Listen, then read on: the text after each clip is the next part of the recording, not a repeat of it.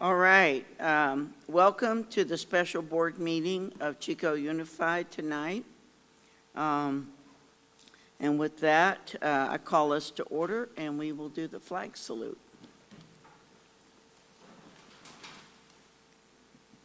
I pledge allegiance to the flag of the United States of America and to the republic for which it stands, one nation, under God, indivisible, with liberty and justice for all. Thank you. So does anyone have any announcements? Okay. All right, with that, we'll move on to the consent calendar. And does anyone wish to pull an item from the consent calendar? We did have a speaker card requested for consent. I don't know which item it was, so if there's anyone here that submitted a speaker card and wanted to pull something from consent, please let us know what that would be. Okay. Okay, well, I don't see anyone, so may I then have a motion? I move approval of the consent calendar. I'll second that motion. All right, so it's been moved by Matt Tennis and seconded by Eileen. So with that, we'll have a roll call vote. Robinson, aye. Lando, aye. Kaiser, aye. Dalby, aye. Tennis, aye. All right, 5-0. So thank you for that. And now we move on to our discussion action calendar. And we have resolution number 1586-22, the 2022 Chico Parade of Lights. I will take that one, Ms. Kaiser or Dr. Kaiser. Okay, thank you. So the Chico Parade of Lights is a community-wide, family-focused event annually in downtown Chico. The goal of this parade is to encourage collaboration and partnership among all community entities. In supporting this resolution, Chico Unified School District is making a commitment to be an active participant as a part of the community. The 2022 Parade of Lights will be held on October 15, 2022.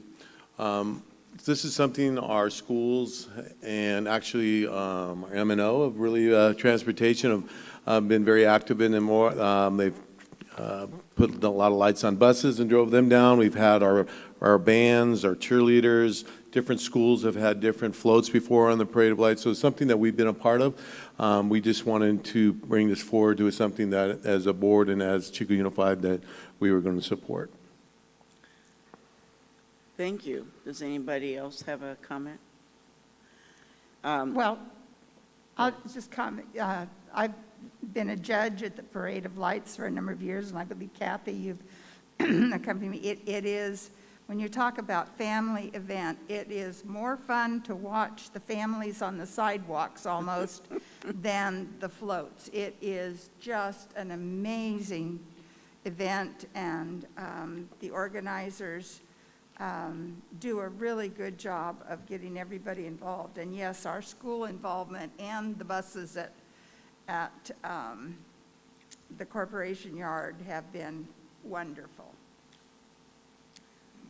I think they decided that my two little ones were loud enough to ride in the parade with me instead of being on the sidelines. So, yeah. Would you like a motion, Dr. Kaiser? Yeah, I'd like a motion. Okay, I move approval of resolution number 1586-22 and encourage our district media to get the information out to everyone, including the school sites. Thank you. I'll second that. So it's been moved by Eileen Robinson and second by Tom. And so, any comments or? All right, so we had a voice vote. We can have a yea or nay this time. All those in favor say aye. Aye. All right, thank you very much. It is a fun event. Okay, so we're moving to human resources and the issue of substitute pay. So Jim Hanlon? Okay, as you recall, 2 years ago, at the time of the start of COVID, we came to the board to increase substitute pay from $125 to $175 for daily subs and $150 to $200 because of a chronic shortage of substitute teachers, and we were competing with surrounding school districts. That continued into last year, and I came to the board for a second time to ask to maintain that increase. And now I'm coming to you once again because even with COVID on the wane, as far as its impact on schools, we still continue to look at shortages for substitute teachers, and the surrounding schools are not lowering their sub rates. So in order to be competitive, we're asking the board just to maintain that value for our substitute teachers.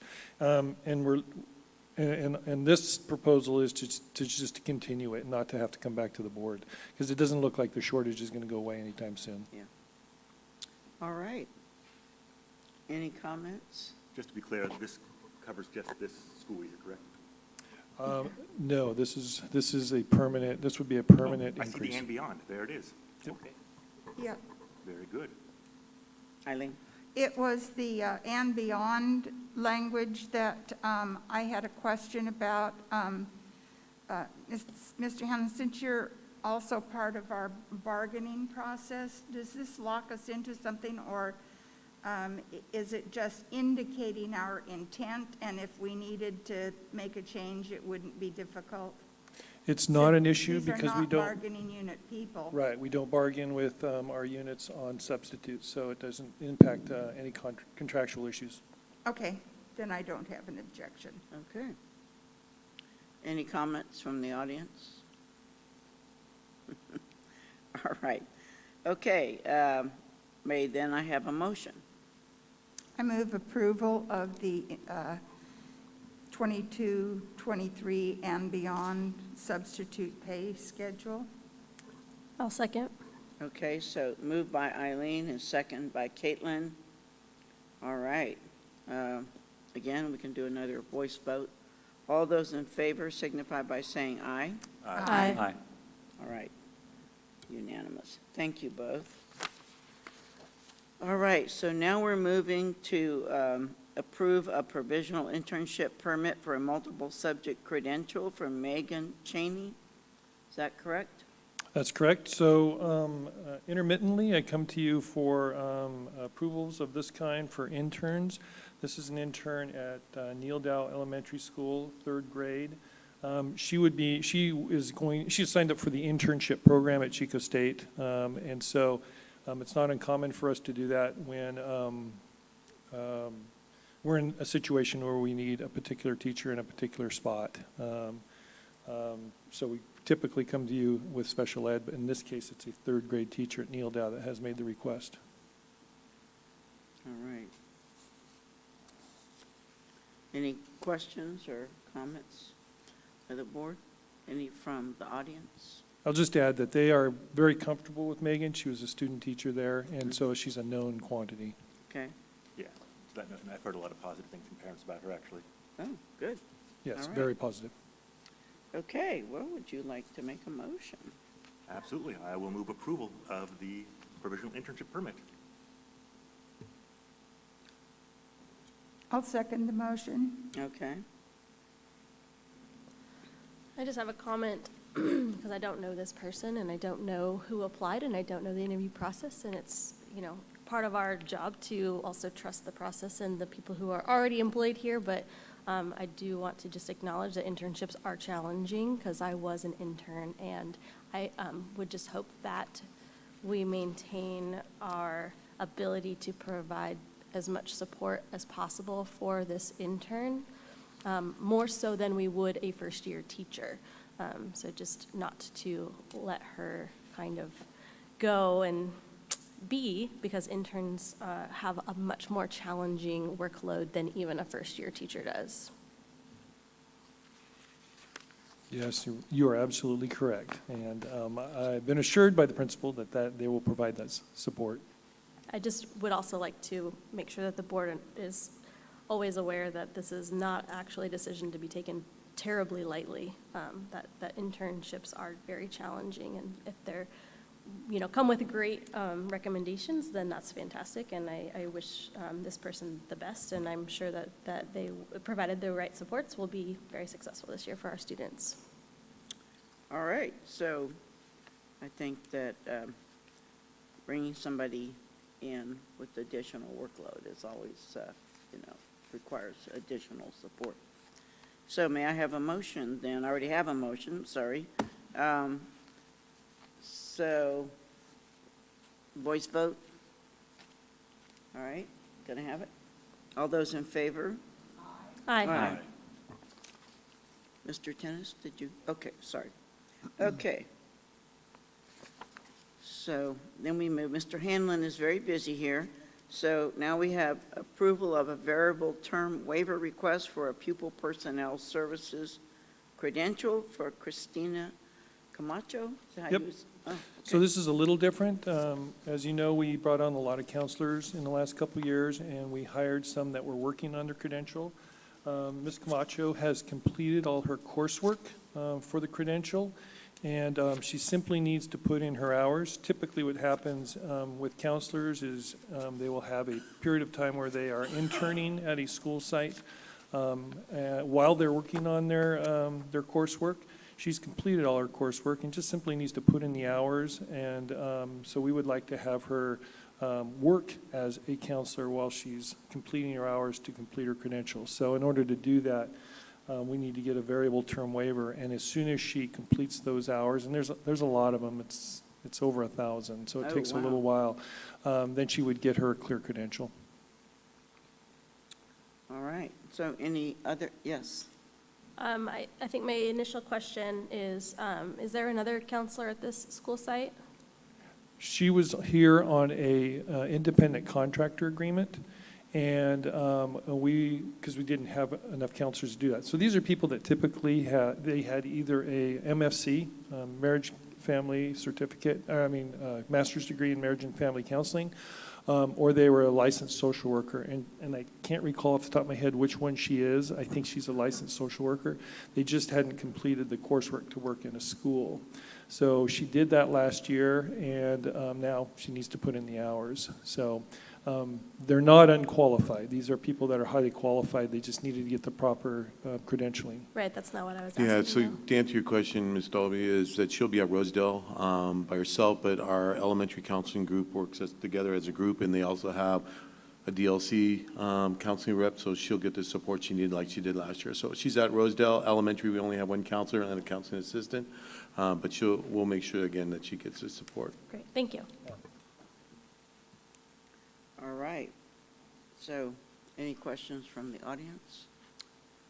All right, seeing none, may I have a motion? Eileen? Yeah, I move approval of the variable term waiver for the 22-23 school year for Christina Camacho. I'll second. Okay, so moved by Eileen and seconded by Caitlin. All right, so no other comments? So we'll do it with a voice vote again. All those in all those approving, can you indicate by saying yes? Aye. Aye. Or yes, if you prefer. Okay, thank you. I don't know why I got hung up, but I did. Okay. So, once again, Mr. Hanlon, Resolution 1587-22. So these are things that I bring to you occasionally to eliminate positions that are no longer needed at that specific site. They're all part-time, they're not currently filled, there's no layoffs, and we have negotiated with CSEA on these. Any questions or comments? I have a question. On the elementary counseling assistant position, it says I have lack of funds. Can you help me understand that a little bit better, please? Yeah, so each site is given 4 hours of counseling assistant time. So when specific school sites, and I don't have a this is Sierra View, okay, so they must have put in extra dollars through their site dollars for extra hours beyond the 4 hours. And I know that Title I dollars and other things have been cut back. So they probably decided that that was not something that they were going to continue to support. So they still have the 4 hours. Is that correct, Ted? They continue to have the 4 hours at that site. It's just the extra hours that are being cut. And to give just a little bit more clarification, so when we had grant funds that came through, when Scott Lindstrom worked here, he put the hours out, and so not every site had the same amount of hours. Some schools had 7, 6, 2, 3, but what we've decided to do is make sure that everybody has the 4. So when somebody did leave, like this person at Sierra View left, we are going them back down to the 4 hours, like other schools are getting at 4 hours. So eventually, all schools will have 4, and like Mr. Hanlon said, if the schools had money to purchase more counseling assistant, they can through their own funds. Okay, I think that just I want to maybe have a discussion in the future, not pertaining to this specifically, but just when we talk about equal versus equitable, some sites are going to have more need than others, so an even 4 across the slate's not going to work for every school. So if it's a budget issue, I think that's definitely a conversation worth having. And that's where our sites do get additional dollars based on the targeted students that they have, and then they can hire additional counseling. So that's where that equitability comes in. And you'll see that from many of the sites that use that way. This was a grant that actually expired many years ago now, and we're just trying to get back the hours that were added, that then the district had to pick up those hours. So now we're trying to cut those back out so that the base is the same across, and then each school site can add as they need for their student population. And then just a follow-up question, when it says lack of work, that just means that there isn't the need necessarily for that position at this time, or that level of this It's position. lack of funds or lack of work. In Yeah, this yeah. case, it was lack of funds. They're just not, Well, I'm just looking at the paper that says what, on the other positions? yeah. Yes, that's correct. It could be lack of work depending, I don't have the specifics on those, I apologize, but the position has been deemed that no longer is needed at that site for whatever reason by the supervisor. Another example, and I'm not going to stop talking, is that on their Sierra View's IA computer, where it says work, so originally when we went out to the sites, gosh, this was probably 7, 8 years ago, we allowed sites to choose from having 4 hours of an ELD aid, 4 hours of an IA computer, and 4 hours of TCM. But at that point, Sierra View decided they want 8 hours of a computer aid versus not having an ELD aid. Since the population has changed at Sierra View, they needed the more need of an ELD aid on campus. And so when this IA computer person retired, they decreased it so they could have both a 4-hour IA computer and a 4-hour ELD aid. And then, so to follow up on that logic, the IA position bilingual for Rosedale just means that they've determined that they don't necessarily need that level of instructional aid for bilingual education. That was a grant? Thanks, Ted.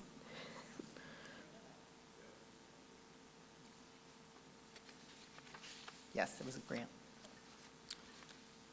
All right, any other comments or queries? Any issues from the audience?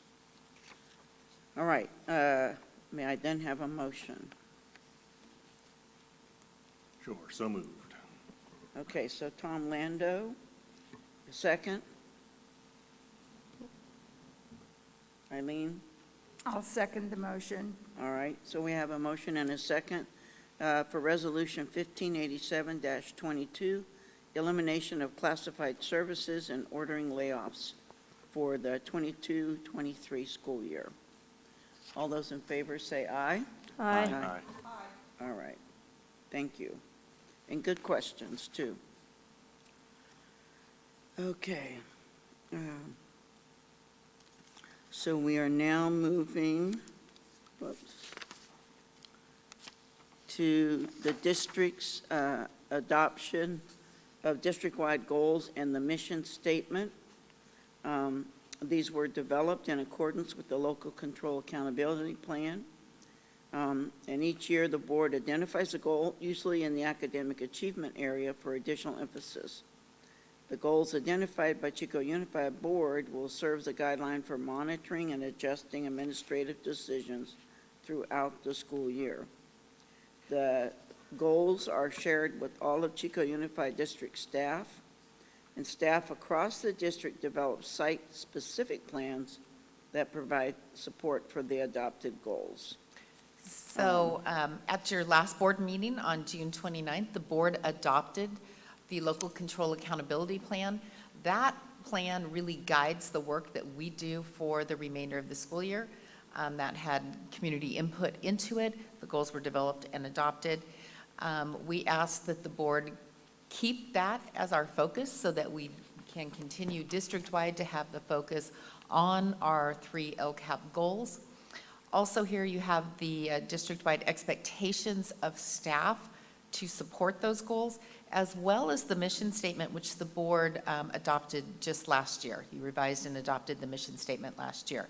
So what you have in front of you are the LCAP goals, the district-wide expectations, and the mission statement that we are asking for approval. Okay, and funding comes from LCAP then? Correct. Okay. So, any questions or comments from the board?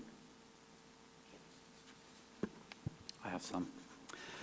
I'm not inclined to vote no on this year, but I will revisit the fact that we made that change to the mission statement last year that I didn't like, and it's related to, we changed the word compete to participate, as you may recall, as if our students are not going to go out into the world and have to compete against, other businesses, other employees.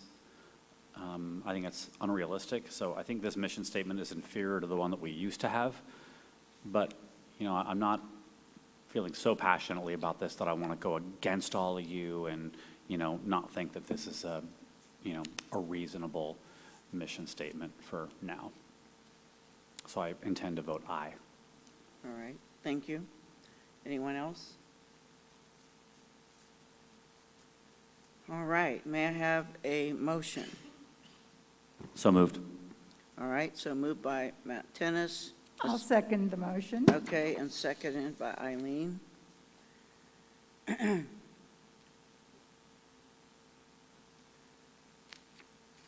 again, these were developed with a great deal of input from the community, including our students.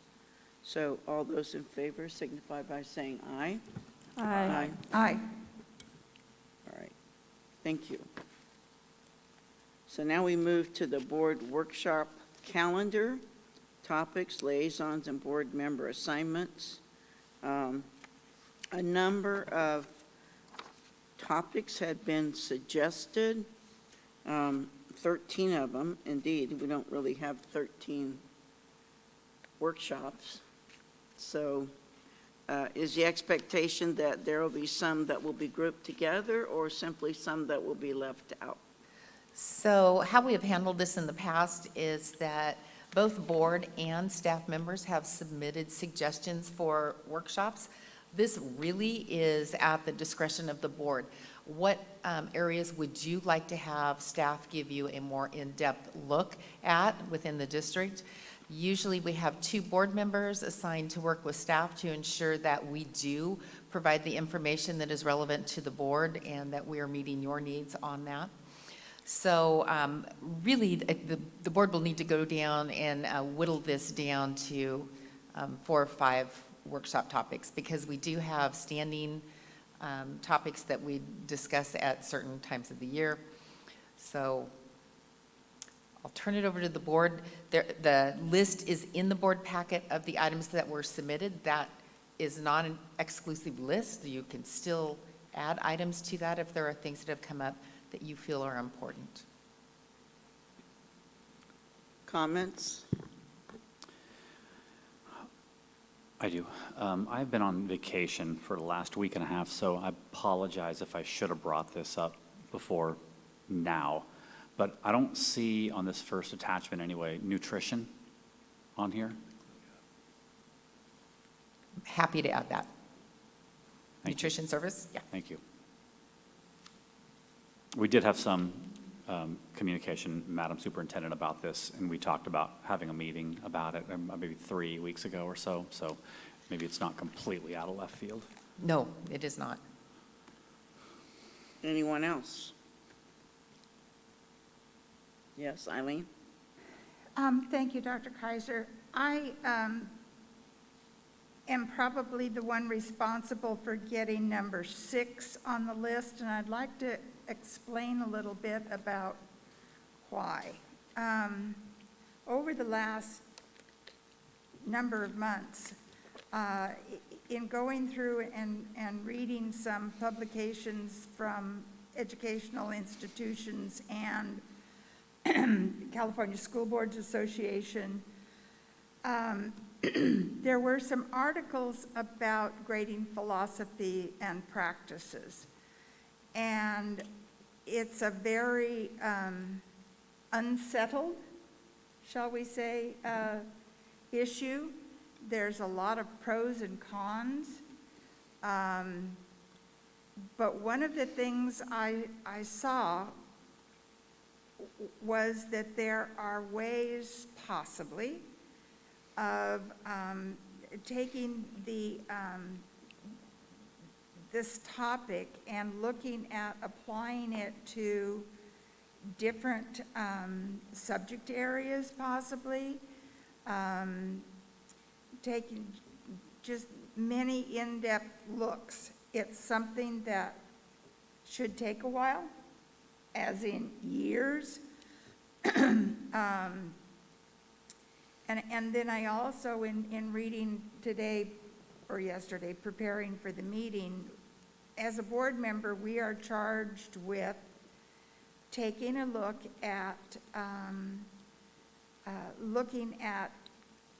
cutting edge or new things to assess whether or not it's something, you know, we need to explore and be involved in. So what I'm not suggesting we adopt anything.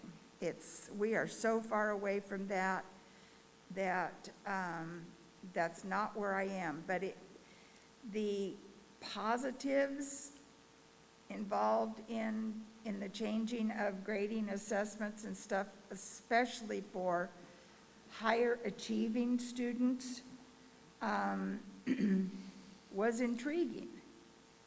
And so I'd like to take a look at it and see if there's anything in that, you know, in the research and in the stuff that we might want to take a look at in the future.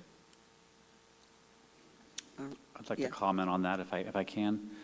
I was talking to a couple of teachers recently about, and I need more information on this, and I'm only reminded of it because she brought this up and expanded on it a little bit, but it's one of our primary computer programs that kids track with and that sort of gives them work. Is it iReady? Gives you difficult assignments or not based on how well you're doing. And I'd like to maybe explore the possibility, this would be in the vein of grading practices, philosophy and practices really. I would be concerned about some computer sort of just giving a kid easy work, right, and boosting their GPA sort of artificially, giving them the idea that they're some totally awesome student, when in reality they may not be more prepared for college. You know, they might actually be less prepared because, you know, this you know, computer didn't challenge them. So maybe as a sub-point of this, we can talk about whether or not that's happening, you know? Yeah. I'm going to make a suggestion here because we have 5 topics that we need to whittle this down to. And so maybe if there are some that the board members can say they can just take off, that there's not an interest in having a board workshop on that topic, and then help us get to the 5 that the board does want to hear about. Could we go the opposite and just rattle off what we're interested in? Absolutely. And then I think Rocio's on this document, right? Yeah, so then she could just type in our names and then we can see where we land. Is there interest in doing it that way? So we could possibly just take 5 minutes here ourselves and rank maybe the 5 or 6 that we all want and then see where we match up? I think it's a- Yeah, and either we could just type it in ourselves if you would rather, instead of us all taking time to speak it out loud, or unless you don't want to give us editing access. I like, Okay. I'm not hearing that. As she just said that she doesn't have the ability on her end to give us editing access. Oh, Gotcha. Oh, Erica's on Zoom. well, do we have to drop it down to 5 right now, or can we, I think- in effect, if each board member was to pick 5 that they were more interested in and send that collectively? Right, like, just send it right now? I mean, we're deciding this right now, so.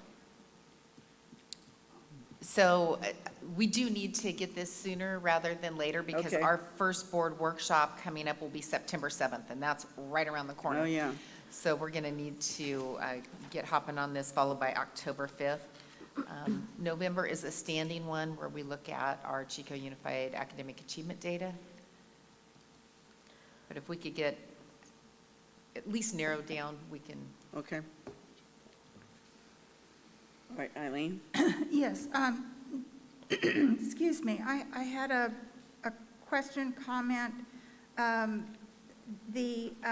of the items that we still have to deal with on our agenda is the facilities master plan, and the contract for that consultant was, well, we did deal with it. It was under the consent agenda.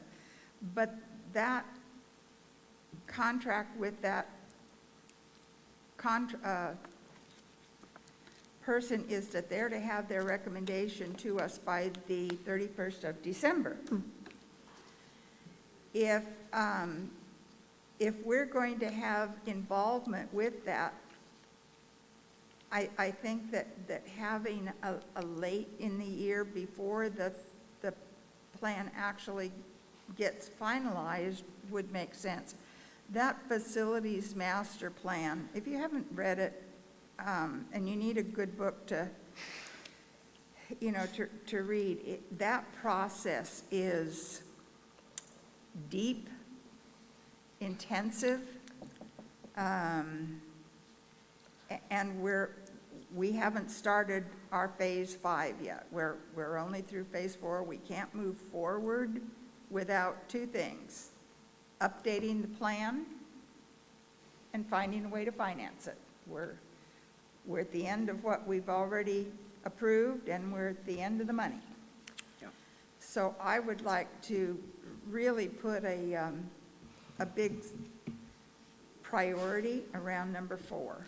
So I have a question of clarification from staff. The consultant that we're contracting with is going to give us recommendations by the end of December, and so now would be the time to give input. Is that what I'm understanding from Board Member Robinson? So we are out for proposal right now, looking for architectural firms to help us assist in updating the facility master plan. Once that firm is selected, then they will assist Chico Unified in updating our plan with a target date to be done around Christmas time. Okay. And that's when all the feedback would come from staff, board, administration, community during those meetings. Gotcha. Thank you. Jacqueline, would that be after the December 31st date? I would recommend a board workshop after the completion of the updated facilities master plan. I think that's the best information then to present to the board and to our community at that point.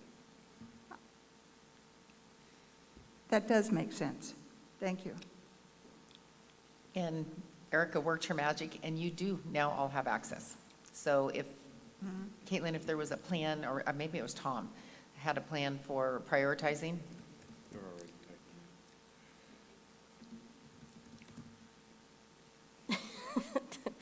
So what I'm understanding through the filtered air here is that we really have just 2 open board workshop. No, I mean between now and December. Okay, just 2. So the 2 that we press hard on should be the ones that aren't dependent on the consultant's analysis. And November is a data one, so that holds us there. So I would have argued for the Safe Schools overview after the student tragedy in Texas, but I think we're going to need the consultant feedback for that one, given the issue of doors and cost, et cetera. So I would like to argue the co-curricular and athletic programs, because we are expanding them to the junior highs, and because this is something, the value-added component, I think, of that for a lot of parents. And I'm assuming that we need to have made some assessment before we get into the sports that occur only in gyms for the winter, and the ones that would be taking place on our fields in spring. So that would be one analysis. The other one is in the gifted and talented and advanced placement programs. RCTE programs are overlapping with those in a very dramatic way in facilitating those students' access and success in college. So I don't know where our time pressure is with that, but we certainly want to keep a strong, we want all 3 programs to be strong, you know. So feedback on those ideas, anybody? Yeah, Eileen? Dr. Kaiser, I hear what you're saying with the number 5. But if we have the workshop before we have a lot of feedback from the success of bringing PV online with the expanded program so that CTE and these other programs can intermingle, which is our real big desire for success, for exactly what you and what Mr. Tennis were talking about. I'd rather see it moved into later in the year, so we have, let's see, do we have an April workshop available? So, and this is in your packet, it's the blank ones there, but it's September 7th is an open one, October 5th, February 1st, April 5th, and May 3rd. So there's 5 open spots, 2 before winter break and 3 after winter break. I sort of have this philosophy of the mindset of this could have been an email, and I feel like in a similar way, some of these topics could be not a full workshop, but something that we get an update on. And so both of those that Dr. Kaiser just mentioned, GATE and AP programs, I think that we wouldn't necessarily need a full workshop on. Co-curricular and athletic programs probably could be expanded on, but I think that there may be higher priorities for where we're at right now, given the culture of and the climate of our school system. So that's just my 2 cents on those. So just to clarify, these were all sent out to the board, both in the packet and prior, asking for input. But it really is, this is the board's opportunity to tell us, what do you want to do that deep dive into? And we will do whatever those topics are. We just need you to let us know what those are. On that note, thank you, I'm sorry. I know we have a standing appointment to review the CASP information. I was wondering if maybe we could, I think it's really important that we look at assessment accountability systems. I know it's not super exciting or new, but I think it's something we need to do every year. Can we roll that into the interpretation of the CASP data maybe? I'm sorry, can you repeat Could that? we roll the number one on this list, the assessment and accountability systems, into our overview of the CASP numbers, just so we can get them both? That makes perfect sense. Tim, do you have input on that? Yeah, so the CASP data will be available generally in past years by the beginning of October. However, the state dashboard data, which includes CASP data amongst other measures, that's not released publicly until the beginning of December. So if we were to roll those two topics together, I would suggest pushing it back farther in the year. That makes sense, thank you. Like February 1st, Tim? Which would then free up November 2nd. Oh. November 2nd is currently our review of student achievement data. Okay. So if we want to look at all of that together, we would move it back to February 1st. Mm-hmm.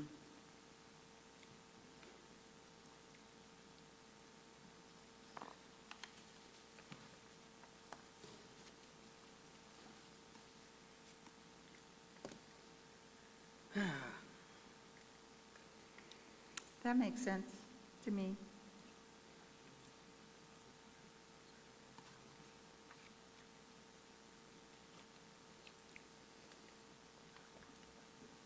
So I think that Mr. Orlando and I have definitely put our input on which topics so far we're most interested in.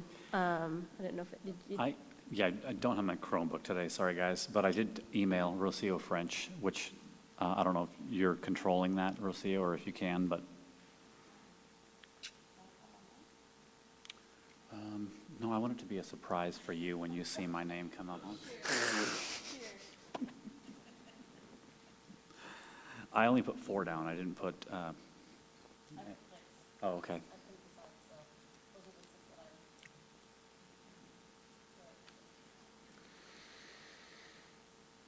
So what are you arguing for, Matt?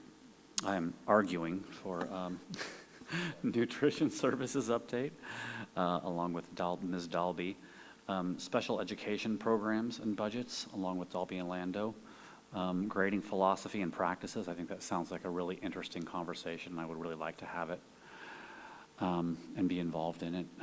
And then there was one more, but it's been struck out. I guess I was spacing out during that part of the conversation.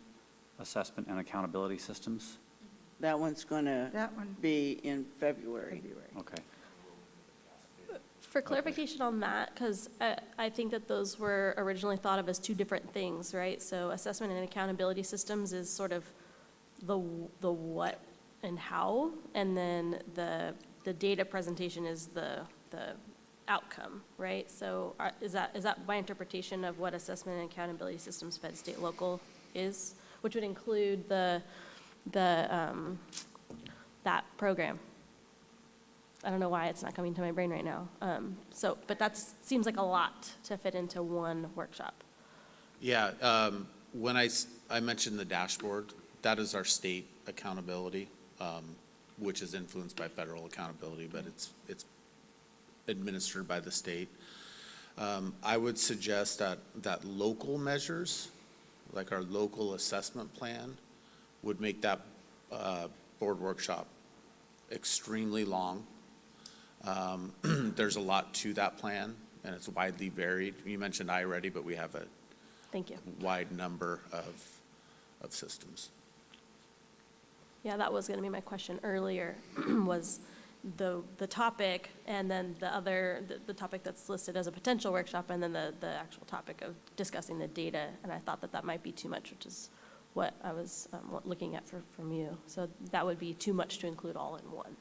Well, I think as part of that dashboard presentation, which again would include the CASP data, we would discuss things like CSI, comprehensive school improvement, and other federal accountability measures along with that, because those are directly related to that dashboard data. Eileen? Then, Tim, would this be, would we be able to go to the point where we would be able to do what Illuminate has done when Rosedale stepped in and took some of the work that one of our Rosedale teachers was doing, to use it as almost an instant feedback kind of thing? Can you get down to that, or is that? Absolutely, we can. I'm just suggesting that to talk about the state and federal accountability along with our local assessment system and plan would likely, I think you would be happier with 2 workshop topics, or like was mentioned earlier, shorter presentations as part of a regular meeting, just because that's a Heavy duty. heavy-duty topic, yeah. But I think on the grading one that we were talking about earlier, that we might be able to weave in some of the assessments, like what Mr. Tennis was saying about iReady. How is that being used towards assessments and grading, and our local assessments, and how that's being standard-based grading, stuff like that? We could probably move it into the grading conversation.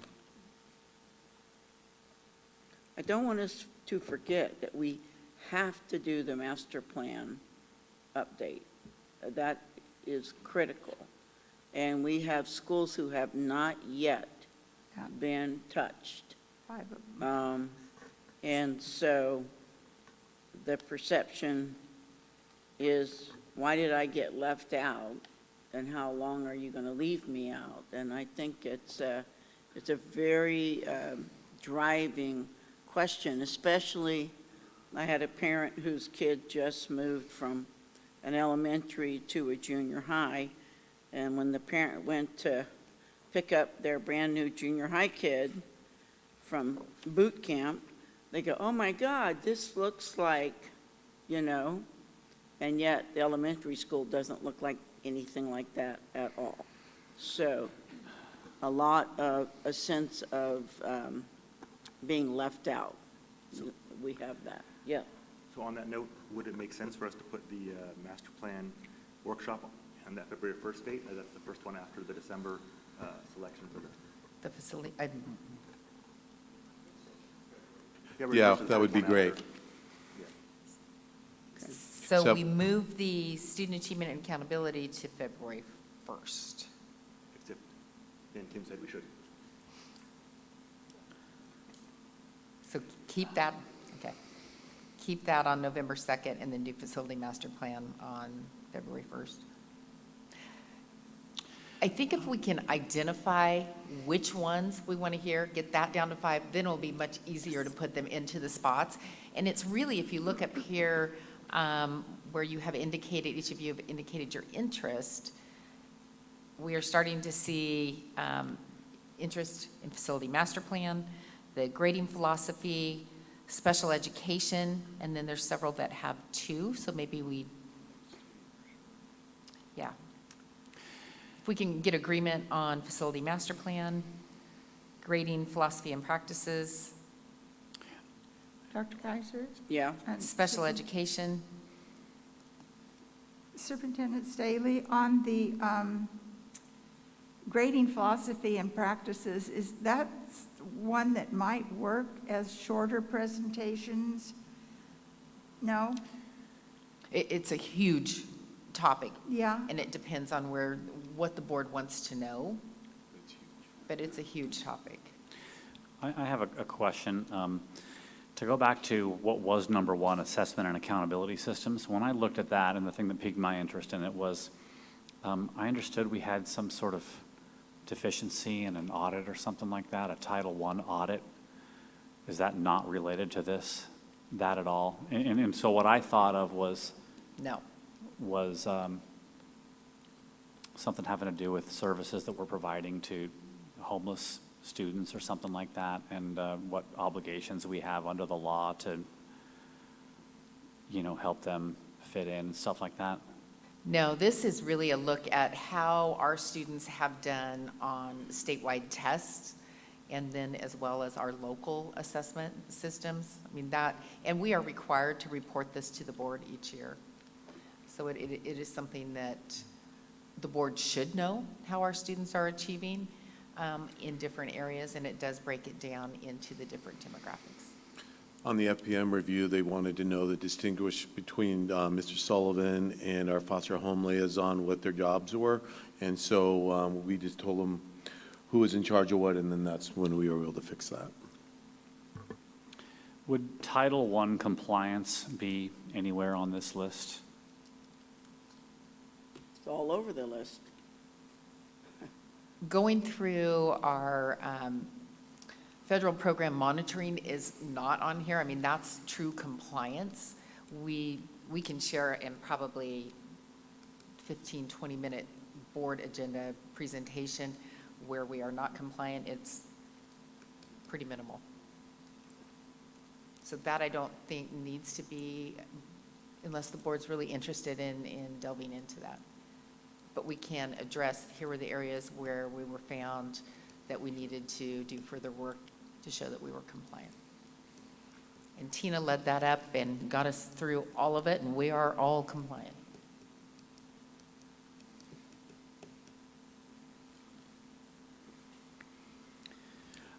Rocio, I guess you can put me down for Safe Schools overview. We were going to put that into the master plan facilities because That sounds good. Yeah, put me down for that, both of those combined. I don't know if there's I feel like those are too big to put into one workshop. I feel like maybe doing a safe schools overview before we dive deep into the facilities master plan, but I don't think facilities master plan can be combined with anything. I would agree with that. The facility master plan is huge, and there's a lot of things that are going to be offshoots of that, including discussions about moving forward for dollars for the remaining projects, future bonds. It's a huge topic.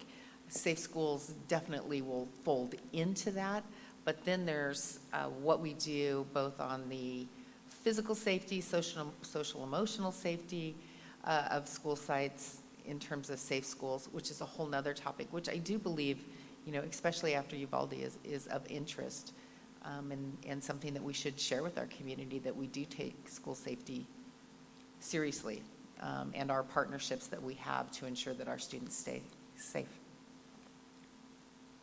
Dr. Kaiser, I have Yeah. a question.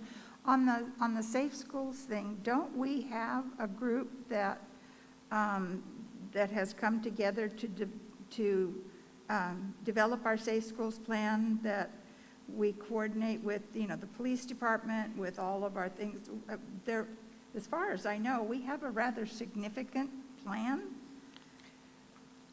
We do. We collaborate with our partners to develop the plan. We do annual practices, actually quarterly practices. But I don't know that everybody knows how much goes into that and all that we Yeah. do to ensure the safety of our schools. And a lot of the changes that we made came from previous Safe Schools presentations, really looking at the request to ensure that we had minimal points of entry onto campuses, that we had fencing, that we had doors that locked or the door bras that went on. So those are things that we're hearing, across the nation and certainly across the state. And it's because of things that have happened recently. I do think it's an area of interest, and we haven't had the emphasis on it during COVID that we had prior to that.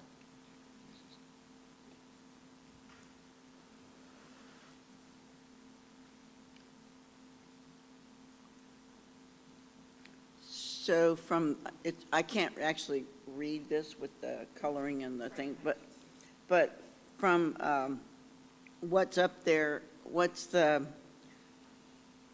this will be an odd way to say it, but the least data dependent that we might do first, i.e., we're not going to have a whole bunch of new data to do it as a workshop. So, and I'm just looking at board member interest here. It does look like everybody is interested in the facility master plan update, so we can schedule that for February. 4 of the 5 of you have interest in looking at the grading philosophy and practices homework. Safe schools, 3. Special education, 3. So we're just looking for that, what would be that 5th one where there's interest from 3 or more. SPED has 3. Safe Schools has 3. So the ones that I see now are 4, 6, 11, and 12, and they're highlighted on Yeah. the screen. I have, 14 has 2. Nutrition Services has 2.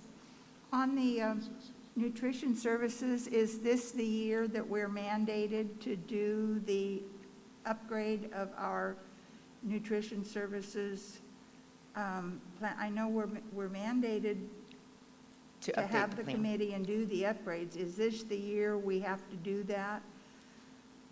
I don't know the answer to that, where we have to review our nutrition services plan, which Yeah, I know we're mandated to review it and update it. Well, here come our guys, okay? Well, not related to this, but just trying to think about this list and the enormity of, I think it's 6, and starting that conversation might be something we weave into our LCAP process, because then we get student input, we get parent input, we get staff input. So as we start developing that LCAP process and having a conversation about grading practices historically, our kids in all of our meetings have commented, whether it's been homework or it's been different grading scales within one school or even grading practices within one department. So that might be an opportunity to take that large workshop off this list, but still start the conversation. Because again, historically, it's always been a result of our LCAP process. I saw parent communication too, and thought that might be, again, that is so fundamental for our LCAP process.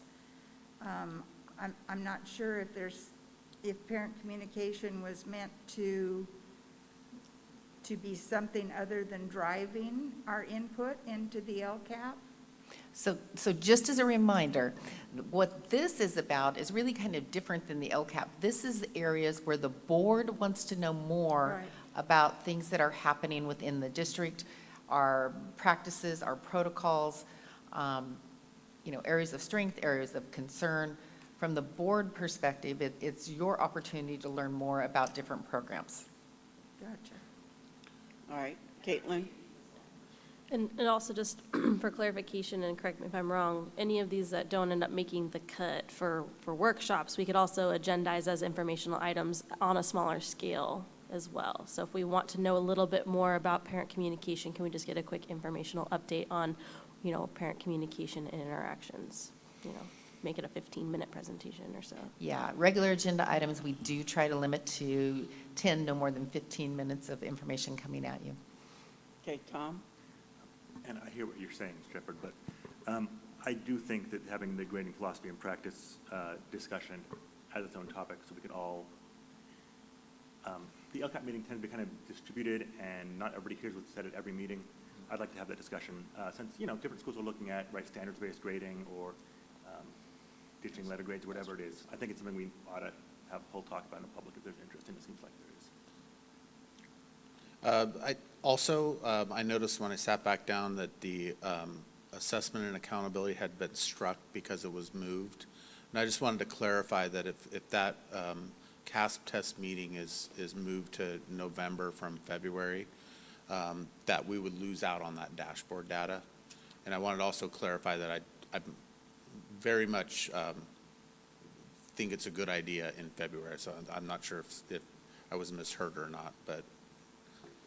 No, I think what's confusing is that there are 2 different things related to assessments. One is the data presentation, which was usually set for November, but it's missing the dashboard information, so I do think it's important to move it to later. And this assessment and accountability systems, which was not the same thing as the data presentation. Correct. Okay. I think I just The keep going. CASP data is included in the dashboard presentation, but, yeah, Okay. separate So, things. so Tim, if I'm hearing you correctly, if we want to do both together, it will have to be in February. Yeah, exactly. Or April. as soon as possible after the data comes out in early December.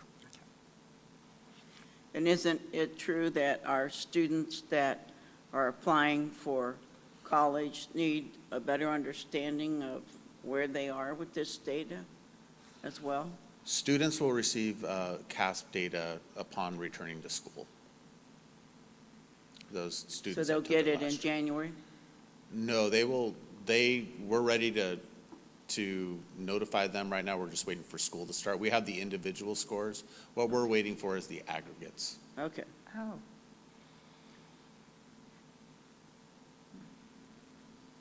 So it sounds like right now we've got two things that want to be in February. We've got the facilities master plan, we've got the CASP data. Is one of those more time sensitive in terms of doing it in February? We can do facilities in April, I believe. Is that okay with you guys if we do facilities in April? Are we going to have enough time with the money issue of whether we go out for a bond or, Yes. I'm looking at Jacqueline. February is certainly preferred, but we can certainly do April, but I would recommend that we not push it past April in any No. way. Remember, this is the double bite problem. It wasn't just what we needed to do with what's coming in at us, but how we were going to pay for it. And that was a critical aspect of the master plan update. So am I understanding right that we now have a slot for September, October, and November? Okay, but we shouldn't do facilities in November because, We won't, The updated master plan won't be completed at that point, so we'll have incomplete information to present, got it. which would basically be the master plan that we have currently that isn't updated. Mhm. it's a very detailed process.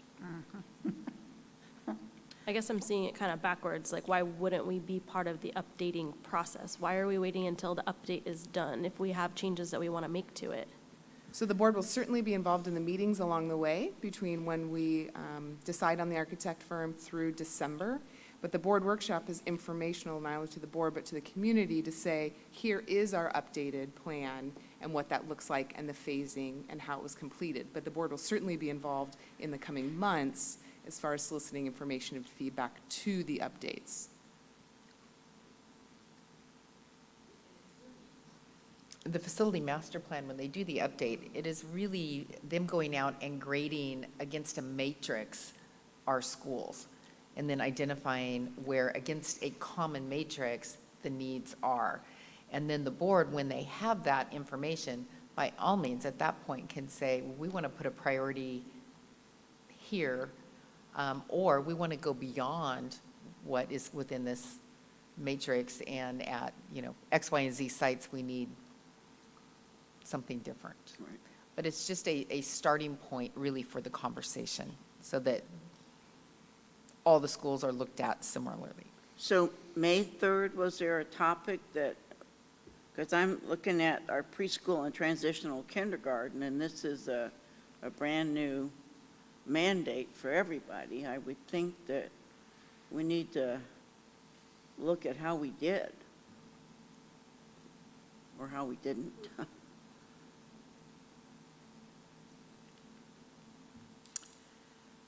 that might also be folded into the facilities master plan, because looking 2 to 3 years out, housing those kiddos is going to be an issue. So put me on number 10 as well, please. So I'm gonna add a wrinkle here. I'm looking at our calendar, and spring break falls actually on the week of the 13th. Which one? Spring break. So we could do an additional workshop, one that's not listed here. Typically in March, because of spring break, we only do one. But if there is a need to really get that facility master plan in front of the board, we could add a March 1st workshop. So that would give you 6 topics. So February 1st and March 1st. That's the desire of the board. That would get the facility master plan here Yeah. to the board a month earlier. Yeah. I like that plan a lot. We have some agreement or a sense of that that would work? I don't have any objection. Okay. I am a little confused on, this is not necessarily on topic, why nutrition services update got highlighted when right now there's only 2 people up there that had selected it. I don't know. Oh, Erica. I'm just kidding. And for clarification, Dr. Kaiser, did you want to be added to preschool and transitional kindergarten? Yeah. Okay.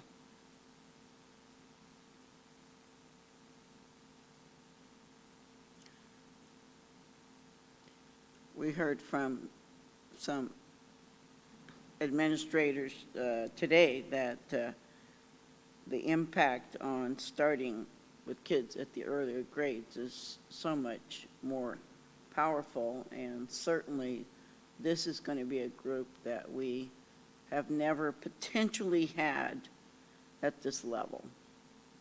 I say potentially because we don't know, but that's why we need to look at it. And like I said, my family alone is doing the COVID litter. So, you know, there will be more babies coming.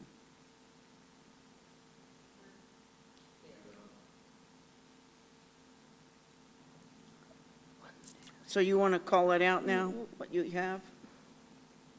Okay, so up here, the ones that have 3 or more people interested are number 4, facilities master plan and update. Kelly, is your mic on? No. Thank you. Number 4, facility master plan and update. Number 6, grading philosophies and practices and homework. Number 10, preschool and transitional kindergarten. Number 11, safe schools overview. And number 12, special education programs and budgets.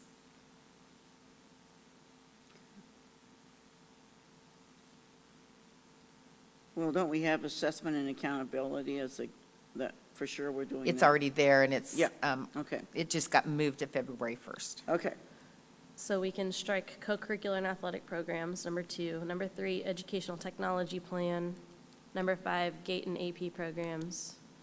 Number 7, money procurement and related budgeting. Nobody was interested, Jacqueline. Sorry, Jacqueline. We'll do, when we go to our CSBA conference, we'll do some finance stuff there, promise.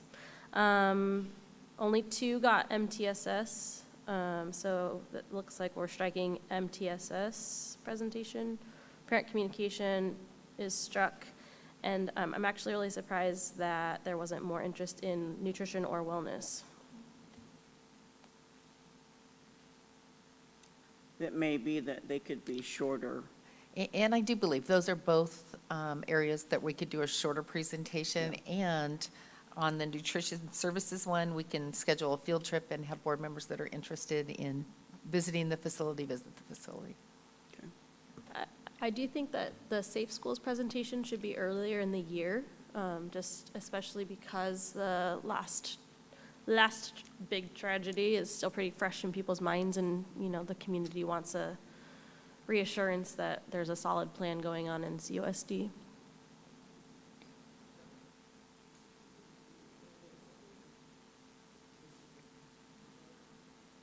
You think, were you saying October?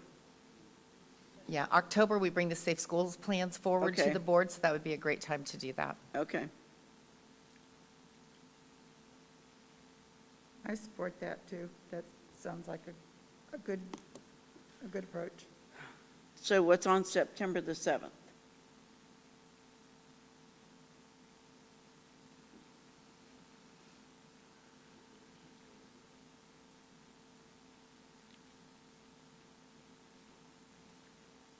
Can we put preschool and, would that work? September? Because we're going to know a lot. We've got our innovative contract done. We've got some other things in place. It would be nice to have a report and overview on exactly where we are with that. So we will do preschool, transitional kindergarten in September, safe schools in October. November 2nd is our next open slot. I'd like to see special ed go earlier in the year. Okay. Agreed. See what? November Special was- ed. Special ed? Special education for November 2nd. February 1st is our student achievement data and CASP information, state and federal as well.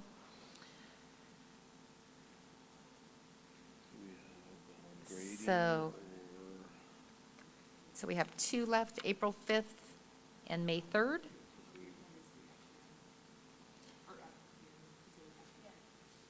Where did facilities master plan end up? March. March 1st. So it can either be April 5th, or we can add an additional date of March 1st. I think we need to add it. Yeah. I support adding it March 1st. Same. And so what's going to be April 5th then? We could do the grading philosophy.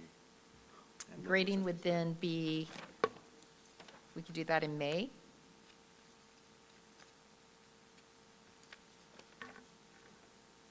What's in April? Yeah, what do we have for April? We don't have anything on April. And it looks like, so moving facilities to March and adding a March date opens up another topic for Gives us 6. April and May, or we could opt out of having one April and May, or May.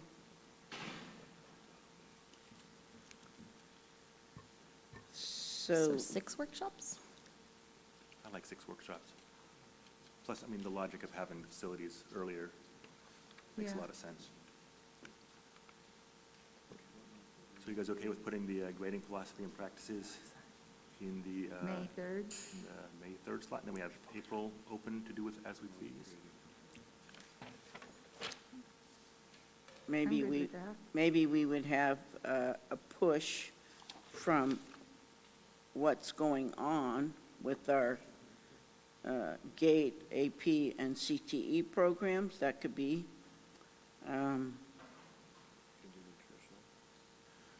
We might also, I don't know if they could be Might be all a good time combined, to but do the wellness MTSS. and MTS, I mean, could be, a unit. I would say maybe GATE and the MTSS could be combined. I mean, MTSS is the way we're going to live out our every student, every day, right? Correct. Yes. That means supporting not just the students who need extra intervention, but those who need, Correct. extra challenges as well. We definitely could weave it in the GATE, CTE programs, AP programs into that MTSS workshop. Well, that would be, if you could do that, and we wouldn't be here all night, that would be, I think that would be good. Yeah. The MTSS model and special ed actually fit really well together, Uh-huh. just because special ed is MTSS. What if we did MTSS and special ed in fall and MTSS and, I don't know how you would word it, but where we add in the, the other additional programs, yeah. Thank you. Okay. Yeah, we can just weave MTSS into multiple items. I think we have it. Let me read through this and Okay. let me know if I'm on track. September 7th, preschool, transitional kindergarten. October 5th, safe schools. November 2nd, MTSS special education focus. February 1st is our review of student achievement data and CASP information. March 1st is our facility master plan. April 5th is MTSS with a focus on GATE, CTE, and AP. And May 3rd is grading. Yep. I did, I said that. What again was Yeah, that's September? November. I'm sorry. September is TK and preschool. Oh, thank you. And I will put this all in the format that we have here and send it out to the board. Great. So what we need to do now is select board liaisons for each of these areas. Those are the board members that will work with staff to develop the agenda to ensure that we are giving the board and our community the information that they want. So that first one would be preschool, transitional kindergarten. Are there 2 board members that would be interested in working with staff on that board workshop? I'd like to do that. Okay, Mr. Tennis?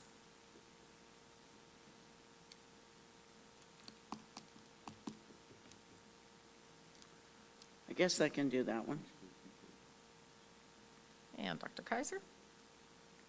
Okay, on Safe Schools, 2 board members that be interested in working with staff on the Safe Schools workshop?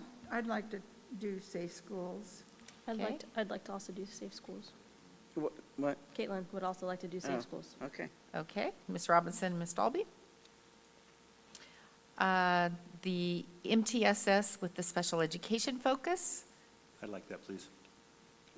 Mr. Lando? Me as well, Caitlin. Ms. Dalby? Review of student achievement data and CASP information. 2 I'll people do to work that, with ma'am. Tim. I'll do that. All right. Lando is on there too. Yeah, if I can join you on that one. Thanks. Mr. Lando and Dr. Kaiser. On March 1st is the facility master plan. I would say on that one, it probably should be our 2 board members that are on the facility committee. Yeah. And I'm going to be completely honest, and I'm not sure who that is. I It's believe it is. me and It's me and Eileen. Me and Eileen. Me, myself, and I. Yes, I would like to do the facilities master plan. Okay, and then our April 5th MTSS with the focus this time on GATE, CTE, and AP. I would love that one as well. I'll do that one also.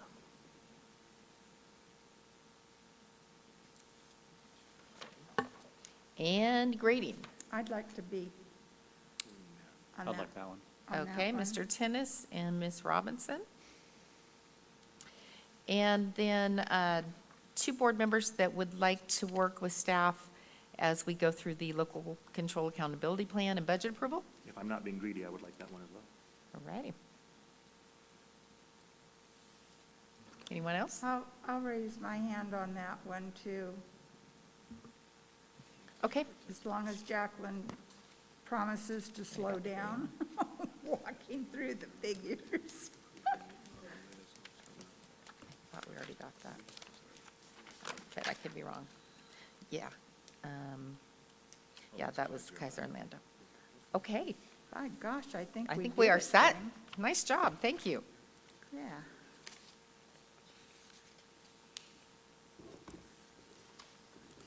So this is kind of an odd process to ask for a vote. What would we be voting? We'd be voting on the board workshops as we just selected along with Okay. the board member liaisons to staff. All right, may I have a motion? Yeah, I'll move approval of the board workshops and liaisons as presented here. I'll second that motion. Okay, I have a motion by Tom and a second by Eileen. All those in favor signify by saying aye. Oh, Aye. Point of Oh, order. what? Do we want to have, didn't they want to have a say or a debate about this before we go straight to the vote? Just to make sure. Any discussion? Any Do discussion? we Public wanna comment? Have a discussion about it before we go straight to the vote? Oh, Just as a, I thought we had been discussing, but I okay. don't have a need for more discussion. Any further comments from the board members? No. Any comments from the audience? Yeah.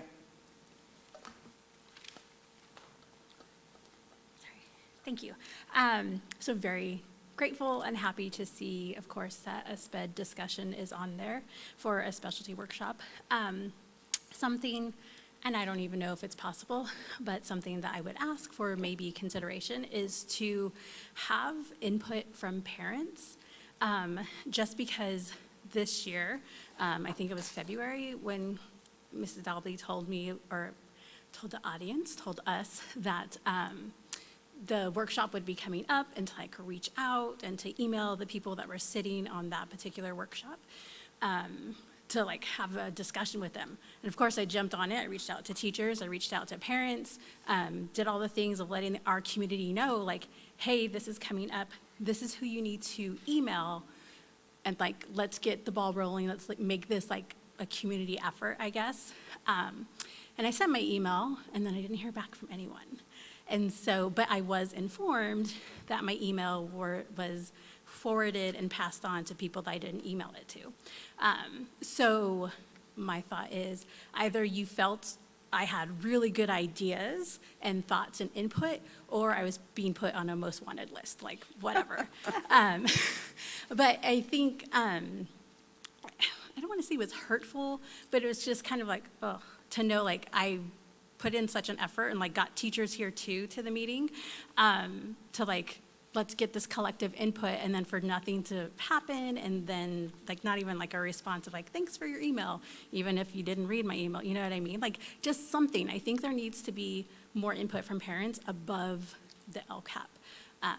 Because, I mean, you guys know that I'm very passionate when it comes to special education and making sure the needs of the diverse student population is being met. So if there's a way we can really have some input from parents or kind of validate anything that parents share, just acknowledging anything that you can receive from parents. That's it. Thank you. And I'd just like to jump in to respond to this, and Mr. Marchant can join me as well. But what we did hear from both community and the board at our last meeting is to have some more sustained conversations.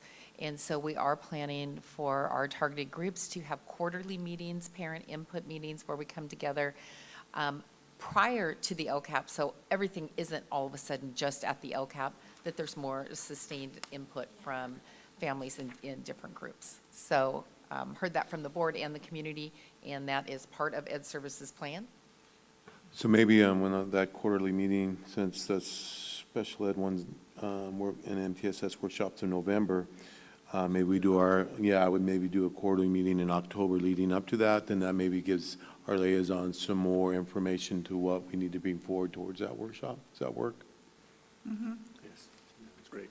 What about the group, the parents that we had, where we had, you know, they had a graduation ceremony, but that was a group of parents that got really involved, talking about the graduation ceremony at PV. It's an all-star. I mean, that was a All-Star Parent, which was our homeless and foster. Yeah, but that was a model that I thought was, the parents really made connections with each other, and it seemed extremely supportive of each other. Yeah, it has a, we absolutely will continue that. There is a curriculum that they follow, and it does require some pretty intensive parent participation. It's a model that is aimed at that particular parent group. Not to say that it couldn't be duplicated.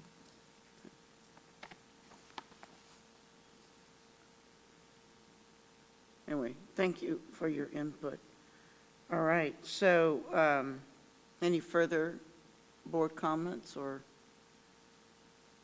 All right, we have a motion and a second. All those in favor signify by saying aye. Aye. Okay. Okay, the Chico Unified District Governance Handbook for 22-23. This is also discussion action. It's relatively long. Hopefully, everybody has gone through it carefully. And So if there are any suggested changes or revisions, we can do that now. This is also one of those items, if you would like to have a little more time to look at it and bring back ideas or changes at another time. It's not as time sensitive, but what's the wish of the board? up to the board. I did go through it pretty thoroughly, and nothing significant really stood out in the way of something we needed to deal with. I think our collective work has produced, you know, pretty clear guidelines and directions for us. That's my input. I'd be happy to do it at a later time. I think that there's, you know, some minor things in here that are in the handbook that we don't necessarily follow anymore because it's a remnant from past times. For example, everyone agrees it's a courtesy to the team to explain for a no vote. That's not a philosophy that I necessarily follow. That's just like one small example, but they're not things that really impact our processes necessarily.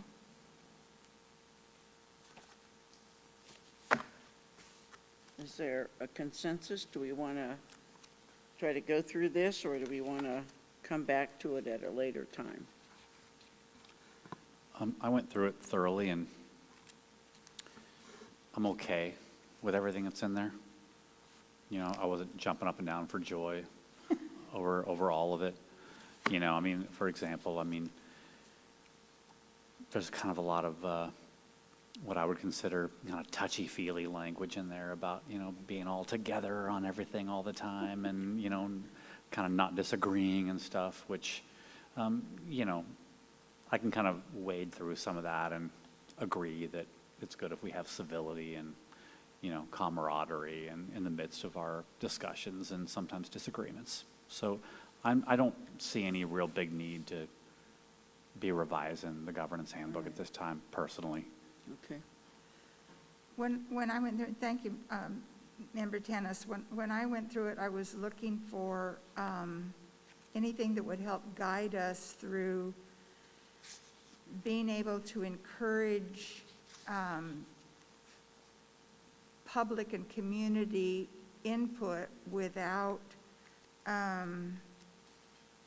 leading that process to believe that there had to be an adoption of their issues, that there was a process for discovery, but am I making myself understand? I felt that too many people that came to board meetings felt we weren't listening. There's a difference between listening and changing a procedure or something, and I was concerned that there needed to be a way to validate our listening. Does that make sense? Apparently not. Well, on page 12 with protocol, it says that it's a time to listen, Yes. but it's not a time to re-engage with the public.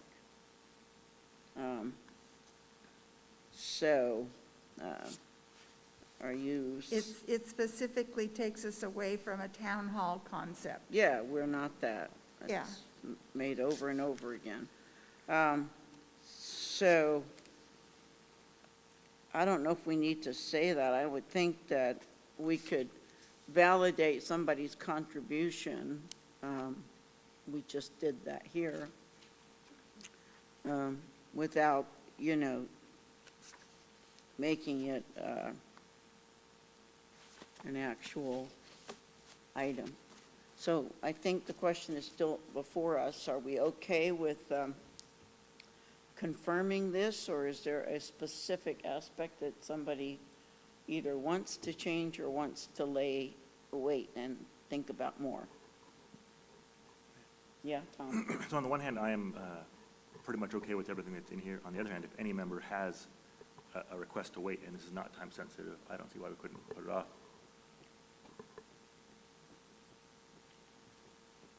Ditto to what Tom just said.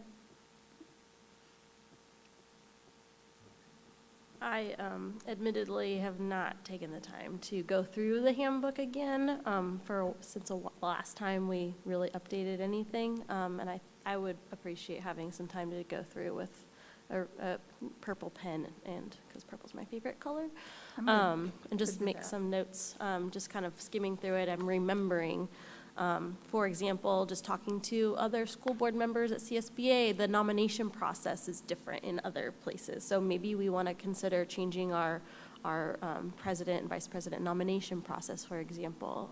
So just some things that maybe I'd like a little bit more time to think on, because I have so much Are you extra making time. a motion?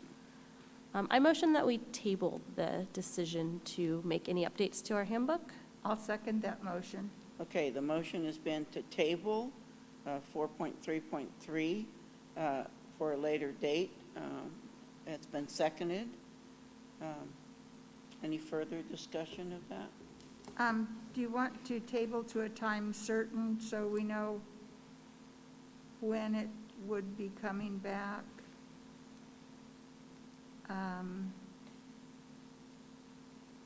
The September regular meeting is on what date?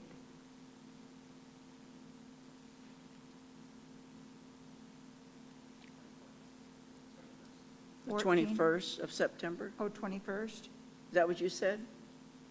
Okay. Is that enough time? Yeah. Okay. I'll support the tabling to the September regular meeting. All right.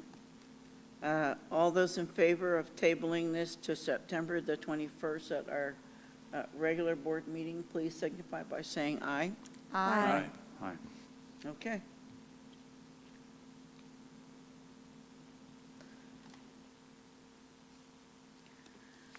Okay, that gives you some homework, Caitlin.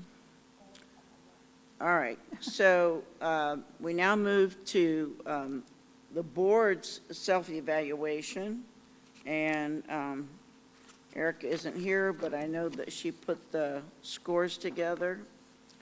So, They are updated in your packet. can you show it, please?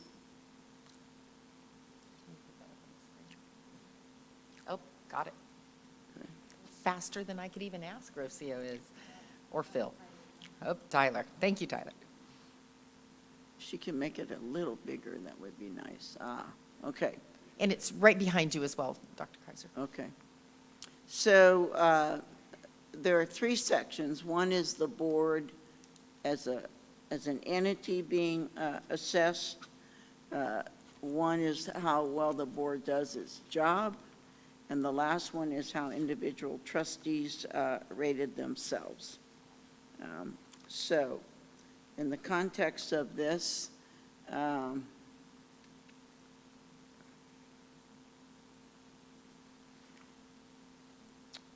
so are we just going to, if for action, accept the rankings, or, okay.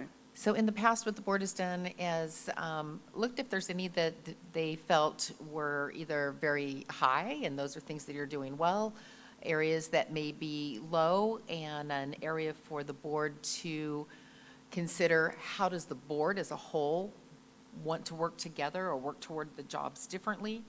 And, you know, we've also had times where it has just been, this is our reflection of how the board is doing. It is a self-evaluation, and you adopt it as it is.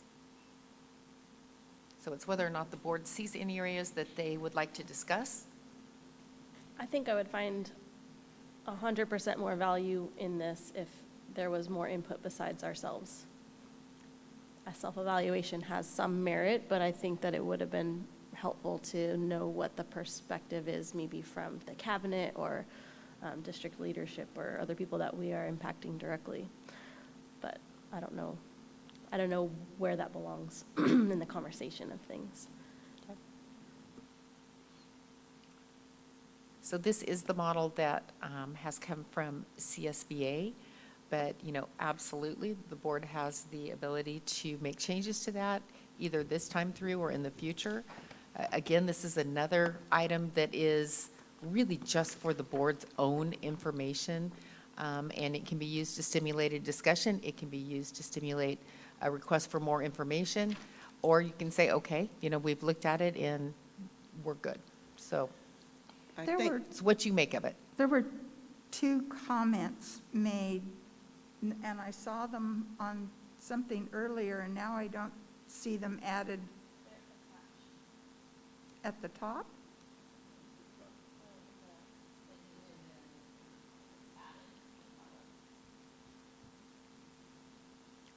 God, I can't read it.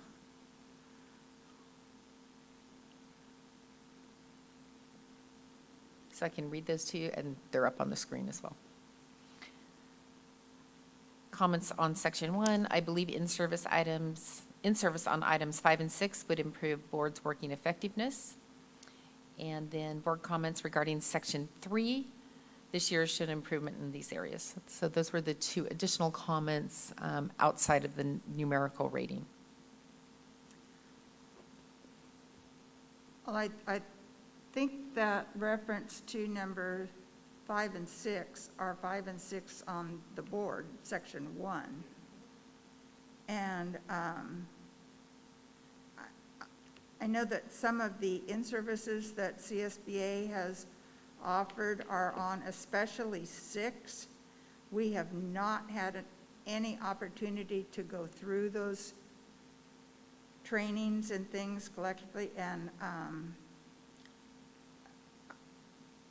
if there's an opportunity to do that, I would definitely support it. Well, I was a little bit startled because it's like a C. You know, if you're thinking about grades, we were just talking about grades. And 2.6 is definitely in the low range. So And it's the only one that low. I know. That's why I brought it up. So I guess another approach would be that if people had suggestions about how that might be improved, or maybe that's not an issue. I mean, it's just something that they note and they're not anticipating, you know, that it needs a response.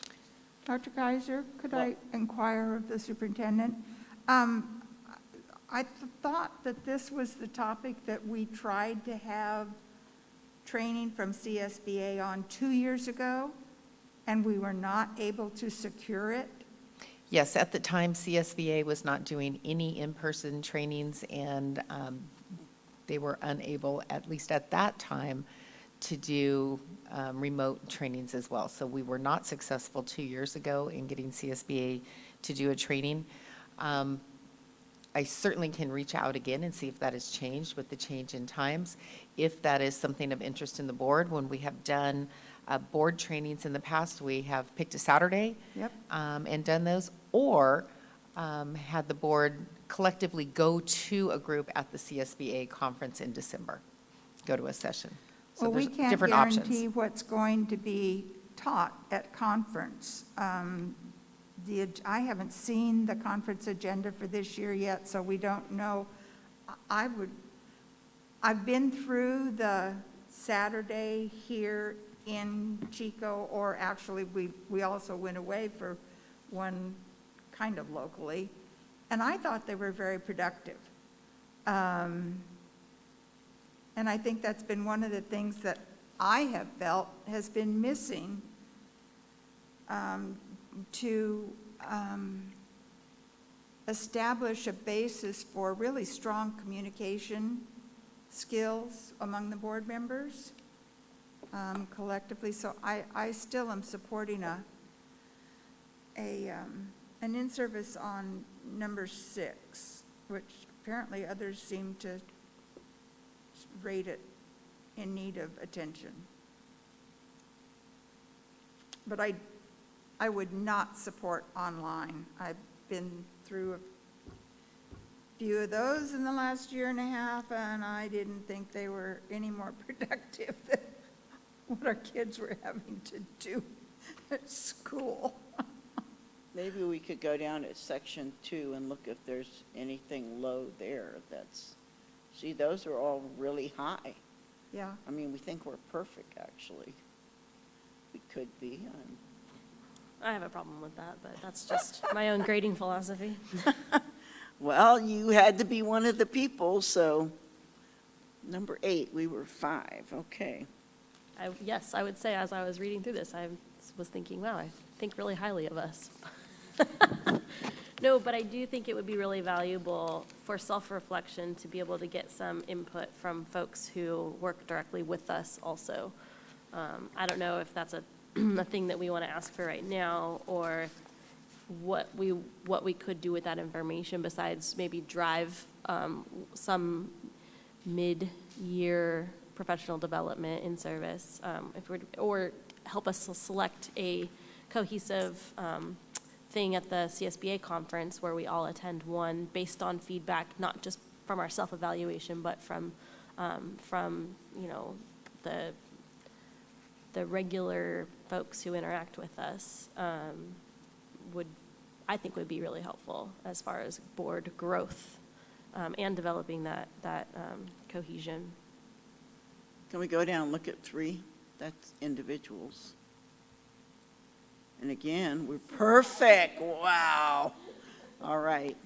And there's nothing really low there either. So really, it appears to be one aspect on the board itself, the collective responsibility. So if we were to look for some kind of professional development or CSBA outreach, it seems like it's pretty targeted. I am happy to do that, see what they have available. I will say, and I'll get that information and bring it back and which dates they would have available to work with this. But I do think it's very important if we are having a workshop on collective responsibility, that it is something the board collectively wants to engage in and do.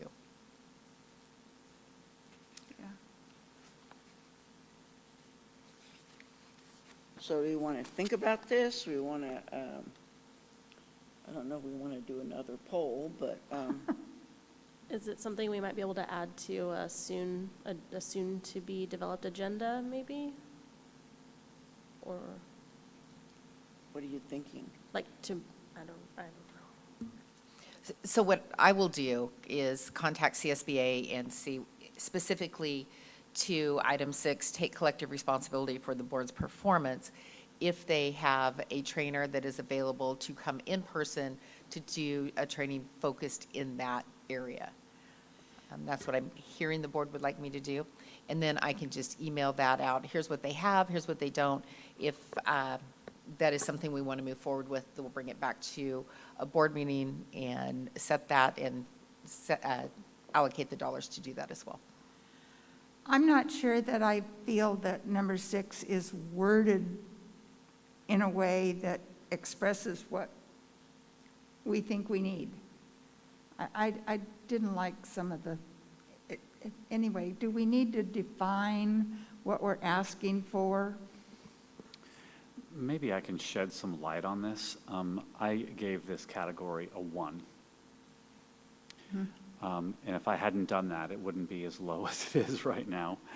Why did I give this a 1? Because you guys know me, all right? I mean, I don't care that you voted one way and I voted another. I don't lose sleep at night over that, you know? It's just the way it is. This is a democratic system. We sometimes disagree with each other, and I'm going to vote one way and you're going to vote another. It's nothing to cry over. It just happened, you know? So when I saw that question, I was just kind of like, I'm not going to, take collective responsibility for the behavior of the board, So I gave it a 1 for that reason. So maybe that is the keystone that can kind of answer some of your questions. Or maybe you think we need to have a special training session to go over it. But I might need to do my laundry on that day, is all I'm saying. Well, I didn't score it very high either, and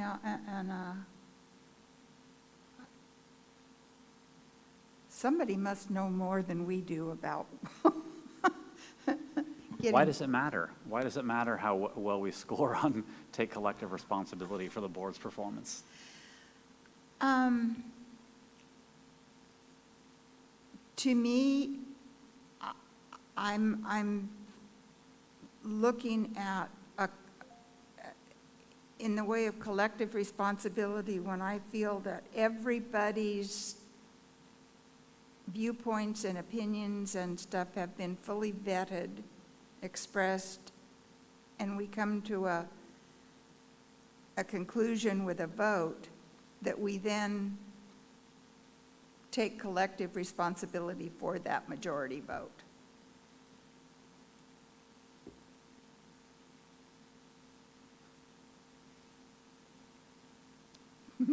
It just seems so philosophical, you know? I mean, this is a democracy. you know? Welcome It's to a representative education, Mr. democracy. Tennis. This is the field of education. It's touchy-feely, and it's democratic. This is a representative democracy. You know, I mean, I don't know. I'm not going to say any more on it. No, I appreciate your input, Board Member Tennis.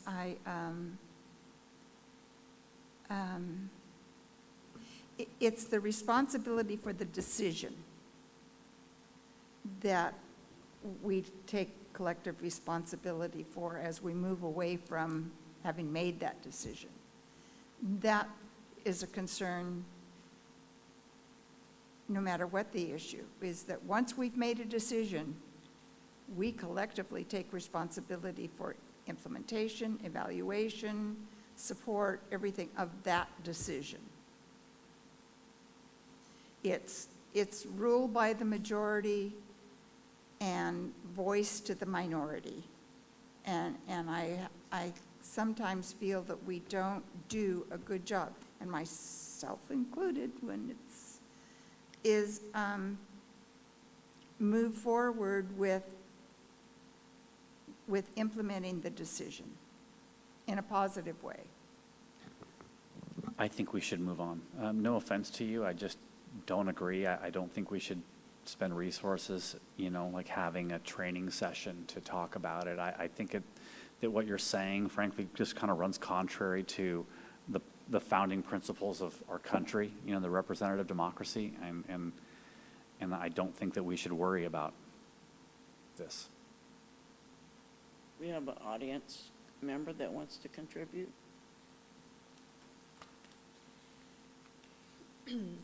So as a community member that has attended many school board meetings and that has seen people both in the audience and on the school board get worked up about certain topics, I think you do have to take collective responsibility for decisions that are made by the board, because yes, people probably ran for board positions because they had a certain agenda and they wanted certain things to happen and change within our school board, right? We want to get involved, we want to make a difference type of thing. And that's great. But I feel when the board collectively decides things and then you have board members that go and speak against it, it causes that rift to grow. It causes people in the community to get more worked up than they already are. I feel civility kind of like goes out the window when that happens. And it's been really hard for me at some of these meetings when community members come out of nowhere, because where is everybody? Like, if you want to be involved, my opinion is like, be involved. Don't be selective about your involvement. Show up all the time. I check to see how many people are watching. 10 people are watching. But when it's a hot topic, because word gets out and people post things, the room's jam-packed. It should be packed all the time. More than 2 seats should be filled. So I think you do, as a board member, all have to take responsibility for what you decide, even if you were the minority when that decision was made. To me, I think that's the better thing to do instead of causing more division within our district that's already there, right? Like, we can't deny that division that's here, because it is. 2020 brought the ugly out of everybody. Like, we can't deny that. You have to take responsibility. Maybe the people that voted for you to put you in these positions during those open votings without the trustee areas, maybe they're mad. They have every right to be mad. But I think the professional approach would be, you know, I don't completely disagree, but this was unfortunately the decision the board made. It's not saying you agree with it, but it's still taking responsibility for that decision that was made. Thank you. All right, thank you. So I would suggest that Kelly could go and look at what's potential, and then we can look at it as a group and just make a decision as a group if we want to make that investment or not.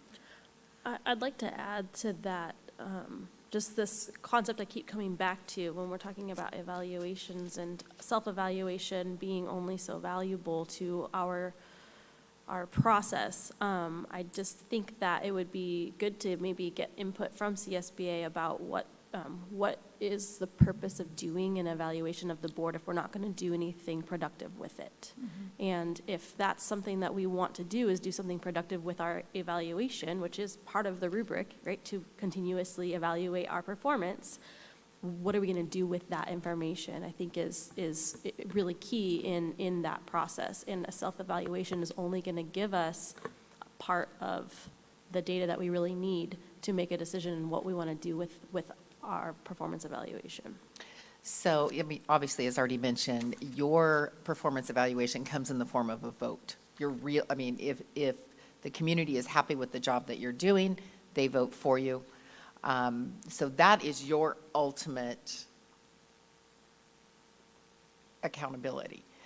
What this has been used for in the past is for the board to recognize, I can think of, we were having an issue with different people talking to the media and different messages being delivered. And the board said, we don't want to be sending out different messages. So worked to develop within the board handbook a protocol. Here's how we deal with the media. So putting into place when issues came up that the board identified, these were areas that we're struggling with as a board. We're not strong in this area. What can we as a board do to self-monitor?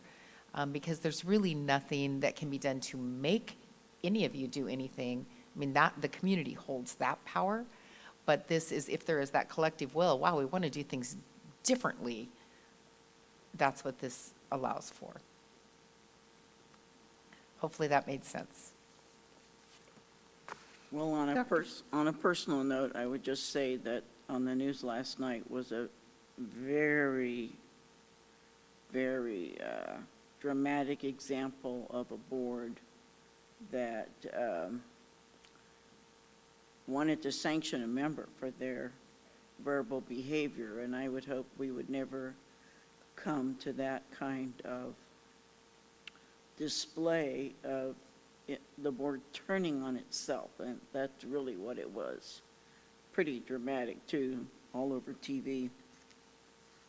And close to us in terms of location. Dr. So, Kaiser?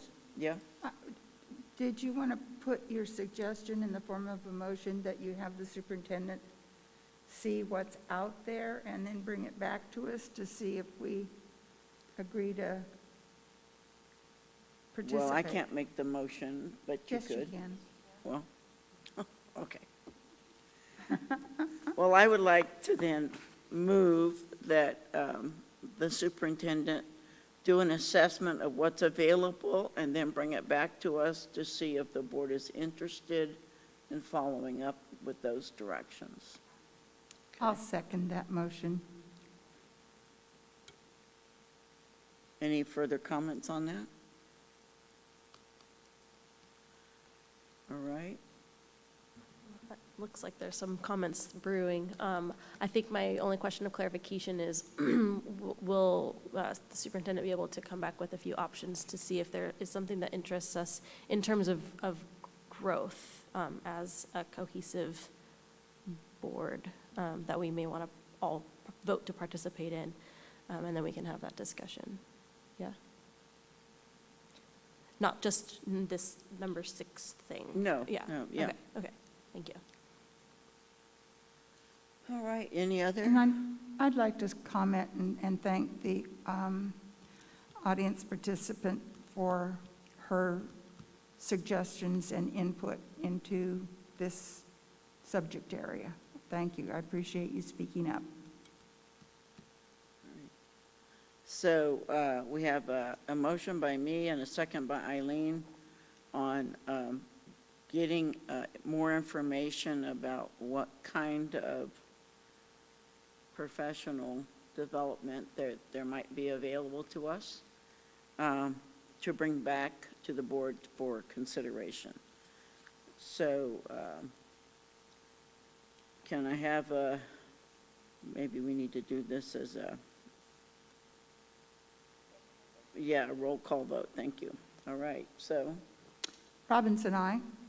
Lando, aye. Kaiser, aye. Dalby, aye. Tennis, nay. All right, 4-1. Okay, so it passes. And now we move to public employment for the Assistant Superintendent for Business Services. And this is for Jacqueline. And the key modification in this contract is the striking of the stipend for the master's degree.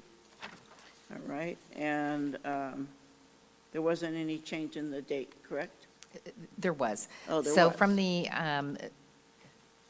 from her original contract, this is the amendment to the original contract, and it extends the date through June 30th, 2025. The compensation does not change. We were able to determine that the stipend was already built in to the base pay, Okay. so we do not need to add that additional pay. All right. So the only change in Ms. Kruger's contract would be the term. The length of time, Correct. okay. Yes, I move approval of the contract for for Jacqueline, all right. Second. All Assistant right. Superintendent. So There we go. Eileen made the motion and Matt seconded. Any further discussion? All right, all those in favor can signify by saying aye. Point of order. No. Oh, We yes. need a roll call vote because we had a non. Oh, you're right, thank you. Thank you very much. Okay, so roll call vote. Robinson, aye. Lando, aye. Kaiser, aye. Dalby, aye. Tennis, aye. All right, so 5-0. Okay, excellent. Thank you, Jacqueline. And Thank now you, Board. Pardon? And now we move to the contract for the superintendent. And the language is identical. The only change is the term, and it is modified to conclude in June 30th, 2025. Okay. Any questions or discussions on this? All right, so we can have a voice vote on this. We need a motion. Oh, that's right, I do. I'll move approval. Okay, I'll second Caitlin? that. All right, and Tom. So, no further discussion, no audience. All right, all those in favor by a voice vote? Signify aye. Aye. Aye. Okay, passes unanimously. Okay, the Board of Education Video Retention Policy. The prior bylaw stated, 9324, that the district may tape, film, stream, or broadcast any open board meeting. We already had our audience member check the viewers tonight. And host the meetings on a designated board YouTube page. It says that any district recording may be erased or destroyed 30 days after the meeting. And the suggestion here is due to the increased number and length of board meeting recordings, Chico Unified would like to adopt a board meeting video retention policy, which would coincide with our current electronic communication retention policy of 14 months. Thank you. That's a very nice synopsis of that. This is a first reading, so we do not have to adopt it at this time. Okay. That's at the will of the board. We can bring it back for a second reading. So, question, so we're talking about this meeting here? Correct. We're going to eliminate video recordings of this meeting? No. What this would do is all of our electronic communication currently, email, for example, is deleted after 14 months. Yes. This would allow us, we don't currently have a policy for how long we keep the board meeting videos.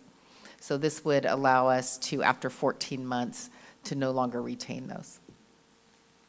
But right now, they could after a month. Yeah. They could delete them after a month? Yeah, after a month. The government code says they can be erased or destroyed after 30 days. And is there, so then after that, there would only be the minutes as a record? Correct. We are required to keep the minutes forever. I don't like that idea. I think they should be around forever. Okay. Okay, discussion? My understanding is that one of the things that spurred this was an issue around our storage capacity for video. Am I correct about that? There was a concern around the storage capacity of what we actually can control. If it is on YouTube, I mean, that could be around forever. But whether or not we retain it within our own files, that does become a storage concern. But the likelihood of, it just all depends on if YouTube policies change or not. Currently, they're not deleting them. But we really don't have control over that. I'm going to ask Erica, this was something that she felt needed to come forward to the board. I'm going to ask her if she has any comments, either for or against.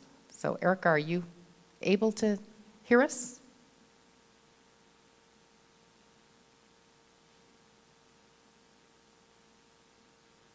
There she is. Oh, there she is. Good evening, board. I do apologize that I'm not there in person.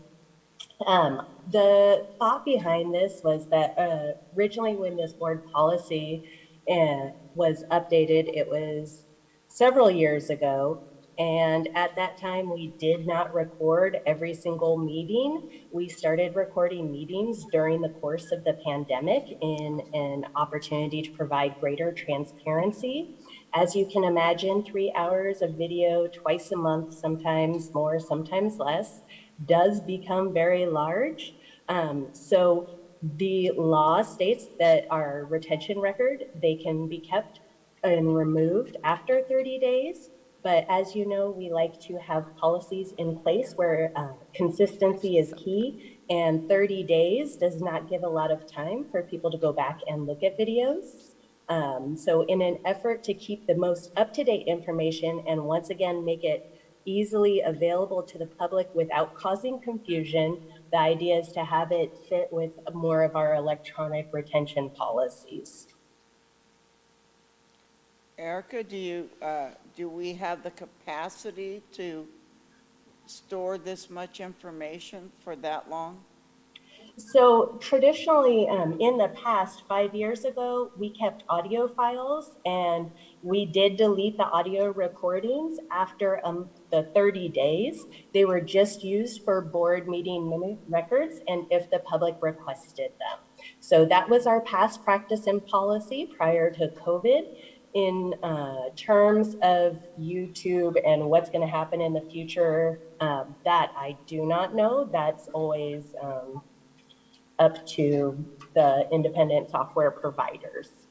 This is more just policy and procedure for what is an acceptable duration for keeping them so that the public is able to go back and view the meeting if they did miss it.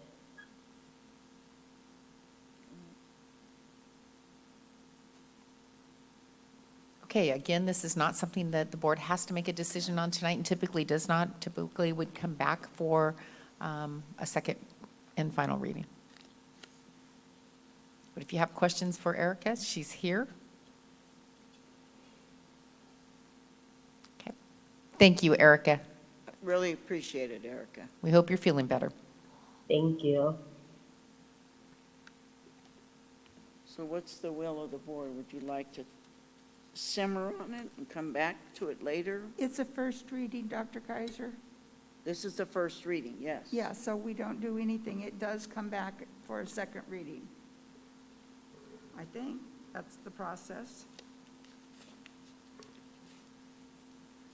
Yeah, it got identified as discussion action though, so I'm just clarifying. Yeah, the board always has the ability, if they want to do it in one reading, and we have another Yeah. one here that we do have to do in one reading, but typically we would do 2 readings. You were correct, Ms. Robinson.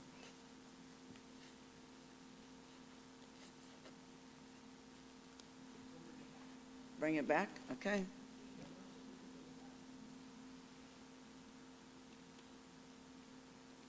And let's hope Erica can be with us in person. Okay, so we have an updated board policy, 6158 on independent study. And my understanding is that this is to ensure legal compliance. So this one we do need to deal with tonight. That is correct. When Assembly Bill 181 there was a trailer bill that was finally passed at the end of July. I believe it was around July 26th. Said that this new independent study language had to be put into the board policy and approved before the start of school. Okay. So they didn't give us much of a window, and I'm very happy that we actually had this board meeting in place to get it done before school started, because our other board wouldn't want to have done it. So there was really, you'll see the changes in red that we had to add. There was a special education one, adding revision to the requirement that participation of the students with disabilities articulated in the student's IEP. So basically, it has to be in the IEP. If they're going to independent study, it has to be approved in the IEP that they were moved to independent study. That one had to be put in.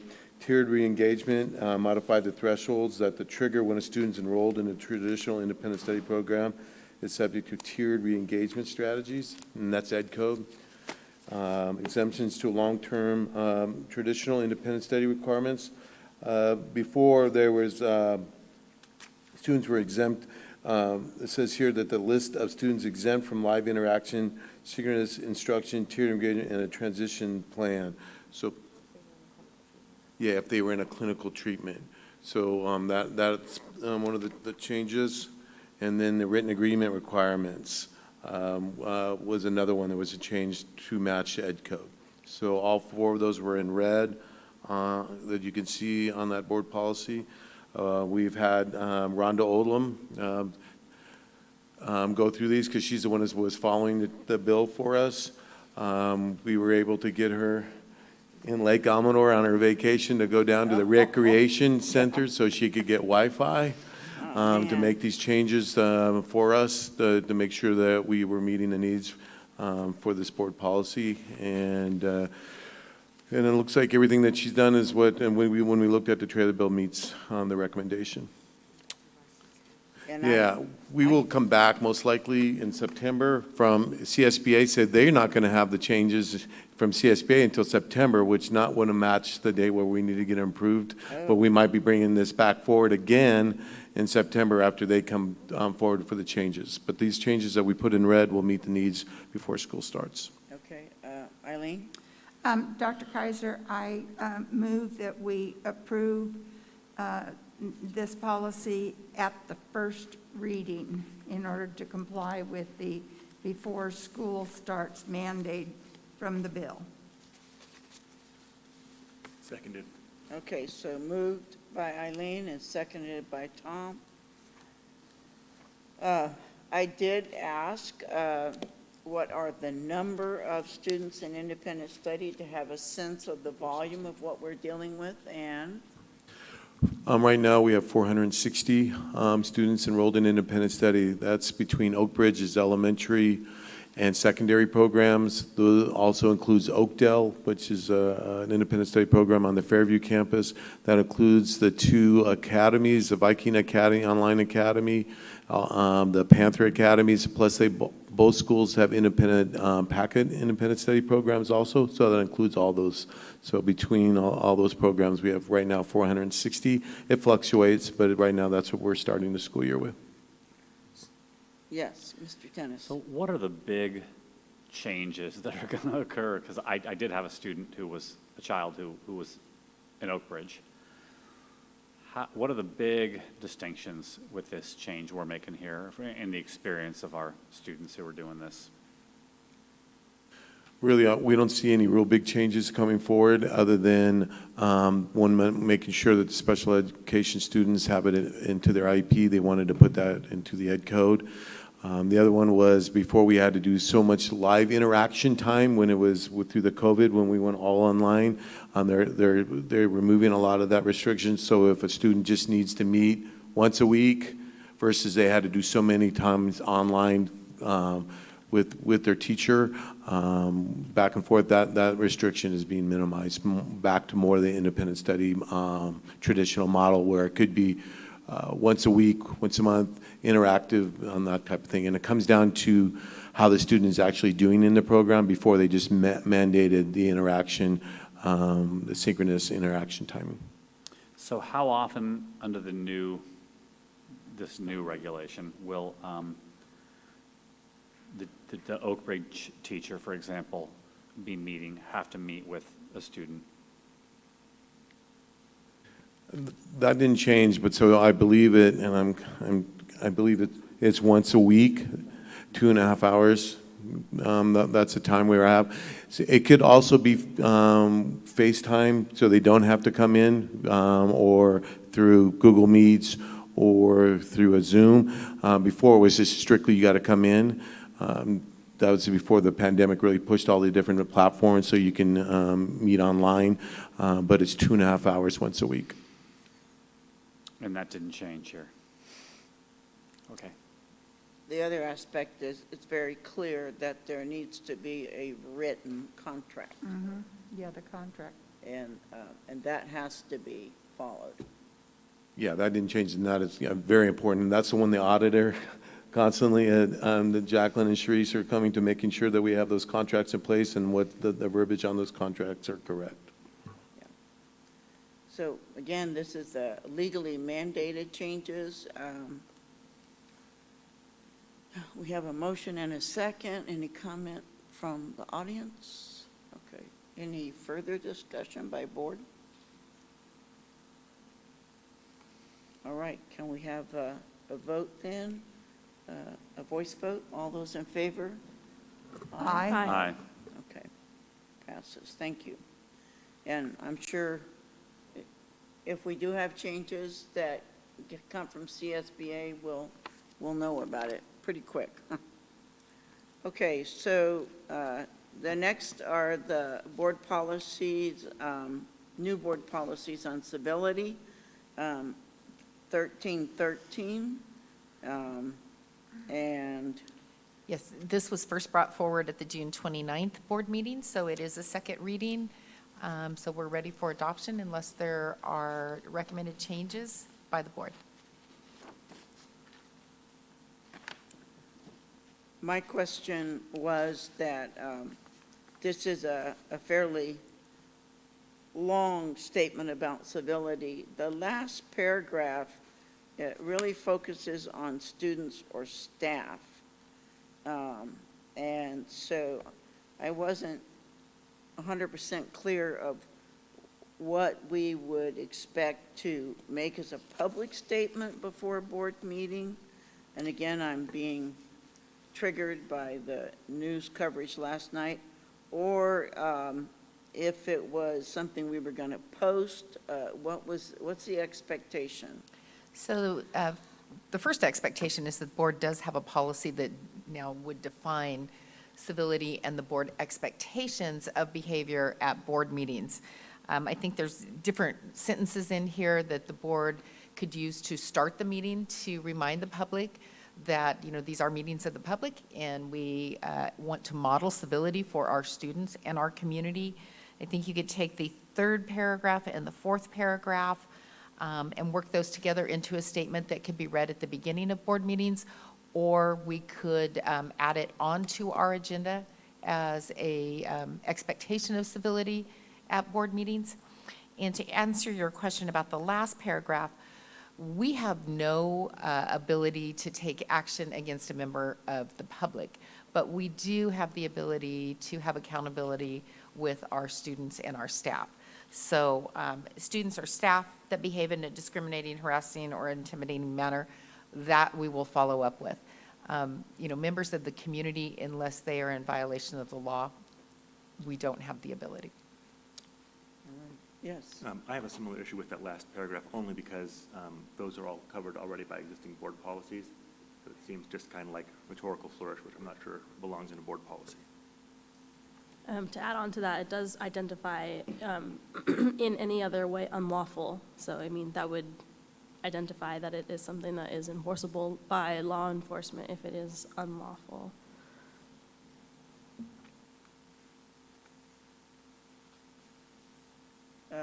So is that a recommendation to remove that? Well, that's why I'm getting ready to ask, because two people pointed it out, but what are you suggesting?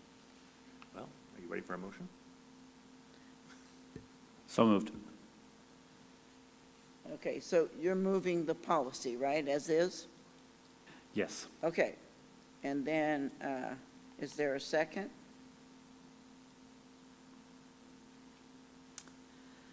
I'll second. Okay, seconded by Eileen. All right, so now, if someone, Dr. Kaiser? yes, Sorry, may I introduce an amendment? yeah, I was just going to say. Sorry, I didn't mean to jump the gun. I would like to amend the motion by striking the last paragraph. Okay, so there's a move to amend by striking the last paragraph. Is there a second to that?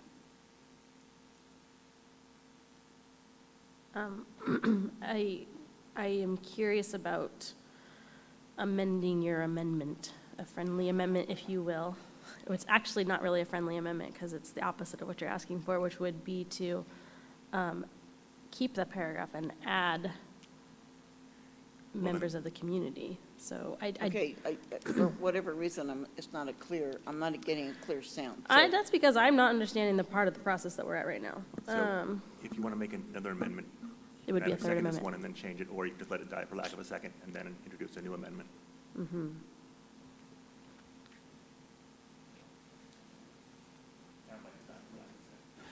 I guess I'm involved in this conversation because I made the motion. Are you asking me to amend it? Nope.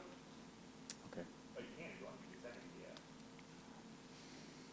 Just remove that paragraph? Sure, yeah, I'll second it, yeah, Okay, so you're saying that's friendly to your? sure. Okay. All right, There are some areas of broad consensus in our society. Apparently, this is one of them.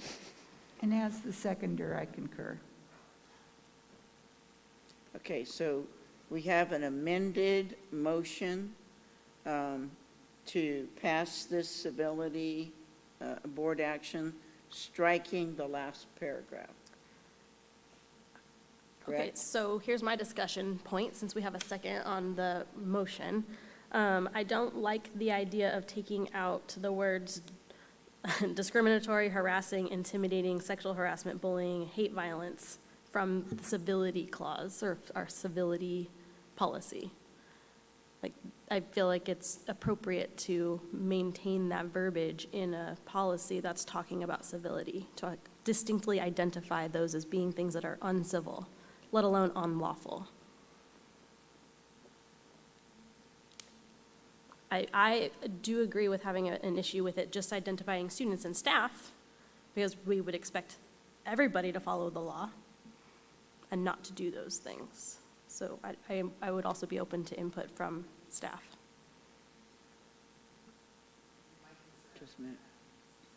My concern on that is, as a public entity, clearly we have actions that we can take with staff. We have actions that we can take with students if they are engaging in discriminatory, harassing, or intimidating within our own organization. If it is members of the public, that would be reliant upon a complaint being filed with law enforcement following up on that.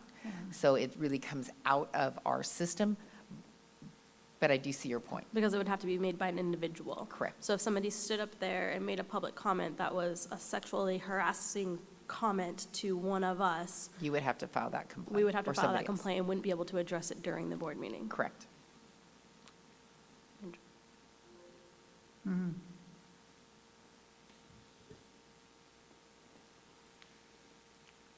Okay, so I'm waiting for further clarification, we do have an amendment to strike that last paragraph, which is the only part that is directed just to students or staff.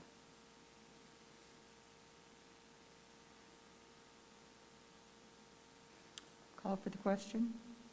Are we calling for the entire question or just on Just- the, What's on the floor is the removal of that paragraph. I think you would do the amendment first, vote on the amendment first, and then.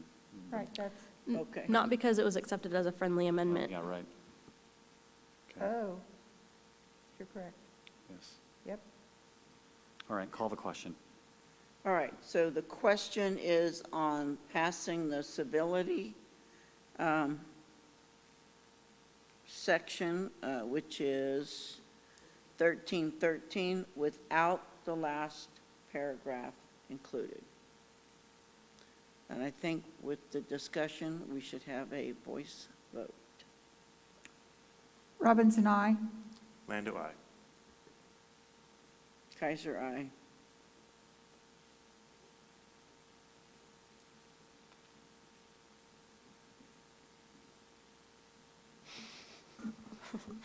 This is a really, like, unsatisfied eye. Like, it's stupid. Being Tennis- ironic. Tennis, aye. Tennis, aye, and was yours aye too? Yeah, but I'm not gonna not vote for the civility clause, but I was still wanting to maybe add an amendment, but I'm over it now, we're passing it, whatever. All right. Okay, so that's 5 yes. Doc- Yes? Dr. Kaiser, there was a discussion about how we wish to engage with this policy with the public, and I would support that the board president and the superintendent draft something to be read at the beginning of the meeting, not just cold and the printing of the stuff. I think it's important that we verbalize what our expectation is. I don't think that needs to be in the form of a motion. It's just a Recommendation? recommendation, consensus for, unless somebody doesn't want to do it. Kelly, are you up for that? All right. Do we have to be civil when we have the discussion? All right, okay. So is there a board member who wants to agendize an item? Okay, Mr. Tennis. So I can't believe I've never brought this up before, and somebody tell me if I have, but it jarred my memory when we were talking about the safe school sites as one of the possible topics. Doorbells. Have we had this conversation about the possibility of doing? It's really frustrating as a parent for me when you go to school to go to the office, take care of business, pick up a kid, whatever, and if you left your cell phone in the car, I suppose there's probably some people who don't have cell phones maybe, who don't know the number, of the school for whatever reason. You can't communicate in the middle of the day with the office, unless you start jumping up and down and yelling and screaming. I mean, $15.99, I think at Home Depot, probably you can get like a little remote control doorbell. I don't want something that's hugely obnoxious. I wouldn't want it to be a huge impediment or distraction for staff. But, once upon a time, people could walk into their kids' school and get what they needed, and I think that we need to have that. I've been locked out at Parkview without my cell phone and could not raise anybody in the office to let them know I was waiting at the gate. I get it. It's a real thing. So we actually have 2 elementary schools that are in that situation, so Parkview and Emma Wilson. And we actually just approved funds for those 2 schools to get basically an electronic buzz-in so that the office doesn't have to physically get up and have someone come to the door, i.e. at Parkview, for example, and open up the gate. But the office can be contacted via a visual camera, and then the office can then buzz the individual in. So just so we're clear, that requires somebody having a visual on the front gate at all times to know if somebody's standing there. They buzz, right? And then there's the camera that lets them know. Who buzzes?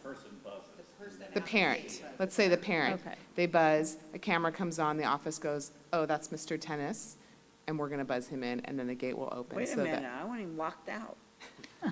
So that staff don't know if from the that was office don't have civil, to what you physically just come said out there. and open the gate every single time. And if it's somebody that's not identifiable, would staff then actually go out there to speak to the person without just buzzing them in? Yeah, that's important. They should be trained not to let somebody in who they don't recognize.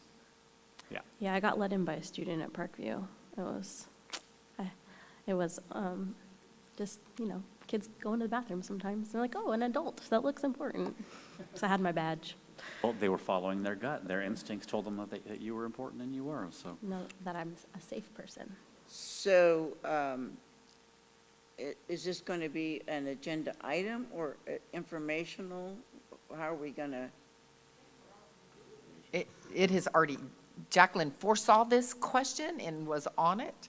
And that's actually, it has been a request that have been coming from the schools. So Okay. that issue, Is it only those two schools? Because, at Marsh, the front desks are set back pretty far, and it is challenging to get attention even there, for example. But that's Chico once High. you're inside the campus. The issue with Parkview and Emma Wilson is you're still outside of the campus. So yes, at Marsh, you're able to go straight to the office. There's no gate. That door stays open. The office door stays open. That's open to the sidewalk. Okay. Correct. It's just been when I've been locked out before. So what about Chico High? Isn't it the same situation at Chico High, the gates and? they leave one gate unlocked. Now, how does that jibe with our Safe Schools plan? Well, is it ideal? No. But at the high school, you have so much coming and going, and it is right there, and they have somebody in that front office. So, I suppose as we look forward and move forward in our safe school planning and have additional safe school dollars, that would be another one, if we could have a way to buzz in there. I would certainly want to have more conversations with the office staff at Chico High, because there is a lot of coming and going. Oh, yeah. It definitely sounds like an appropriate topic for the Safe Schools Right. presentation. Chico Junior just is, I seem to recall that there's a door open at Chico Junior pretty much all the time. Yeah, you can walk straight up to the building off of Memorial. Is that Memorial? Across from Morning Thunder, kind of diagonal from Morning Thunder. So you're able to walk up straight to the door, and that door is open. Okay. So there's no gate blocking between walking up to the school site and the actual front door of the office. Thank you. Can I suggest that this item get re-identified as additional approaches to safe school What- entrances or? So this would be excellent to talk about when we do our safe Yeah. schools discussion. Yeah. Okay, great. Well, Mr. Tennis, you contributed. Okay. All right, anything else? Okay, with that, we are closed, and we will go to closed session. And we And do it- believe it'll be a brief closed session, Okay, so. yay. And again, I want to thank the audience for showing up, both of you. That's A pluses. Hey.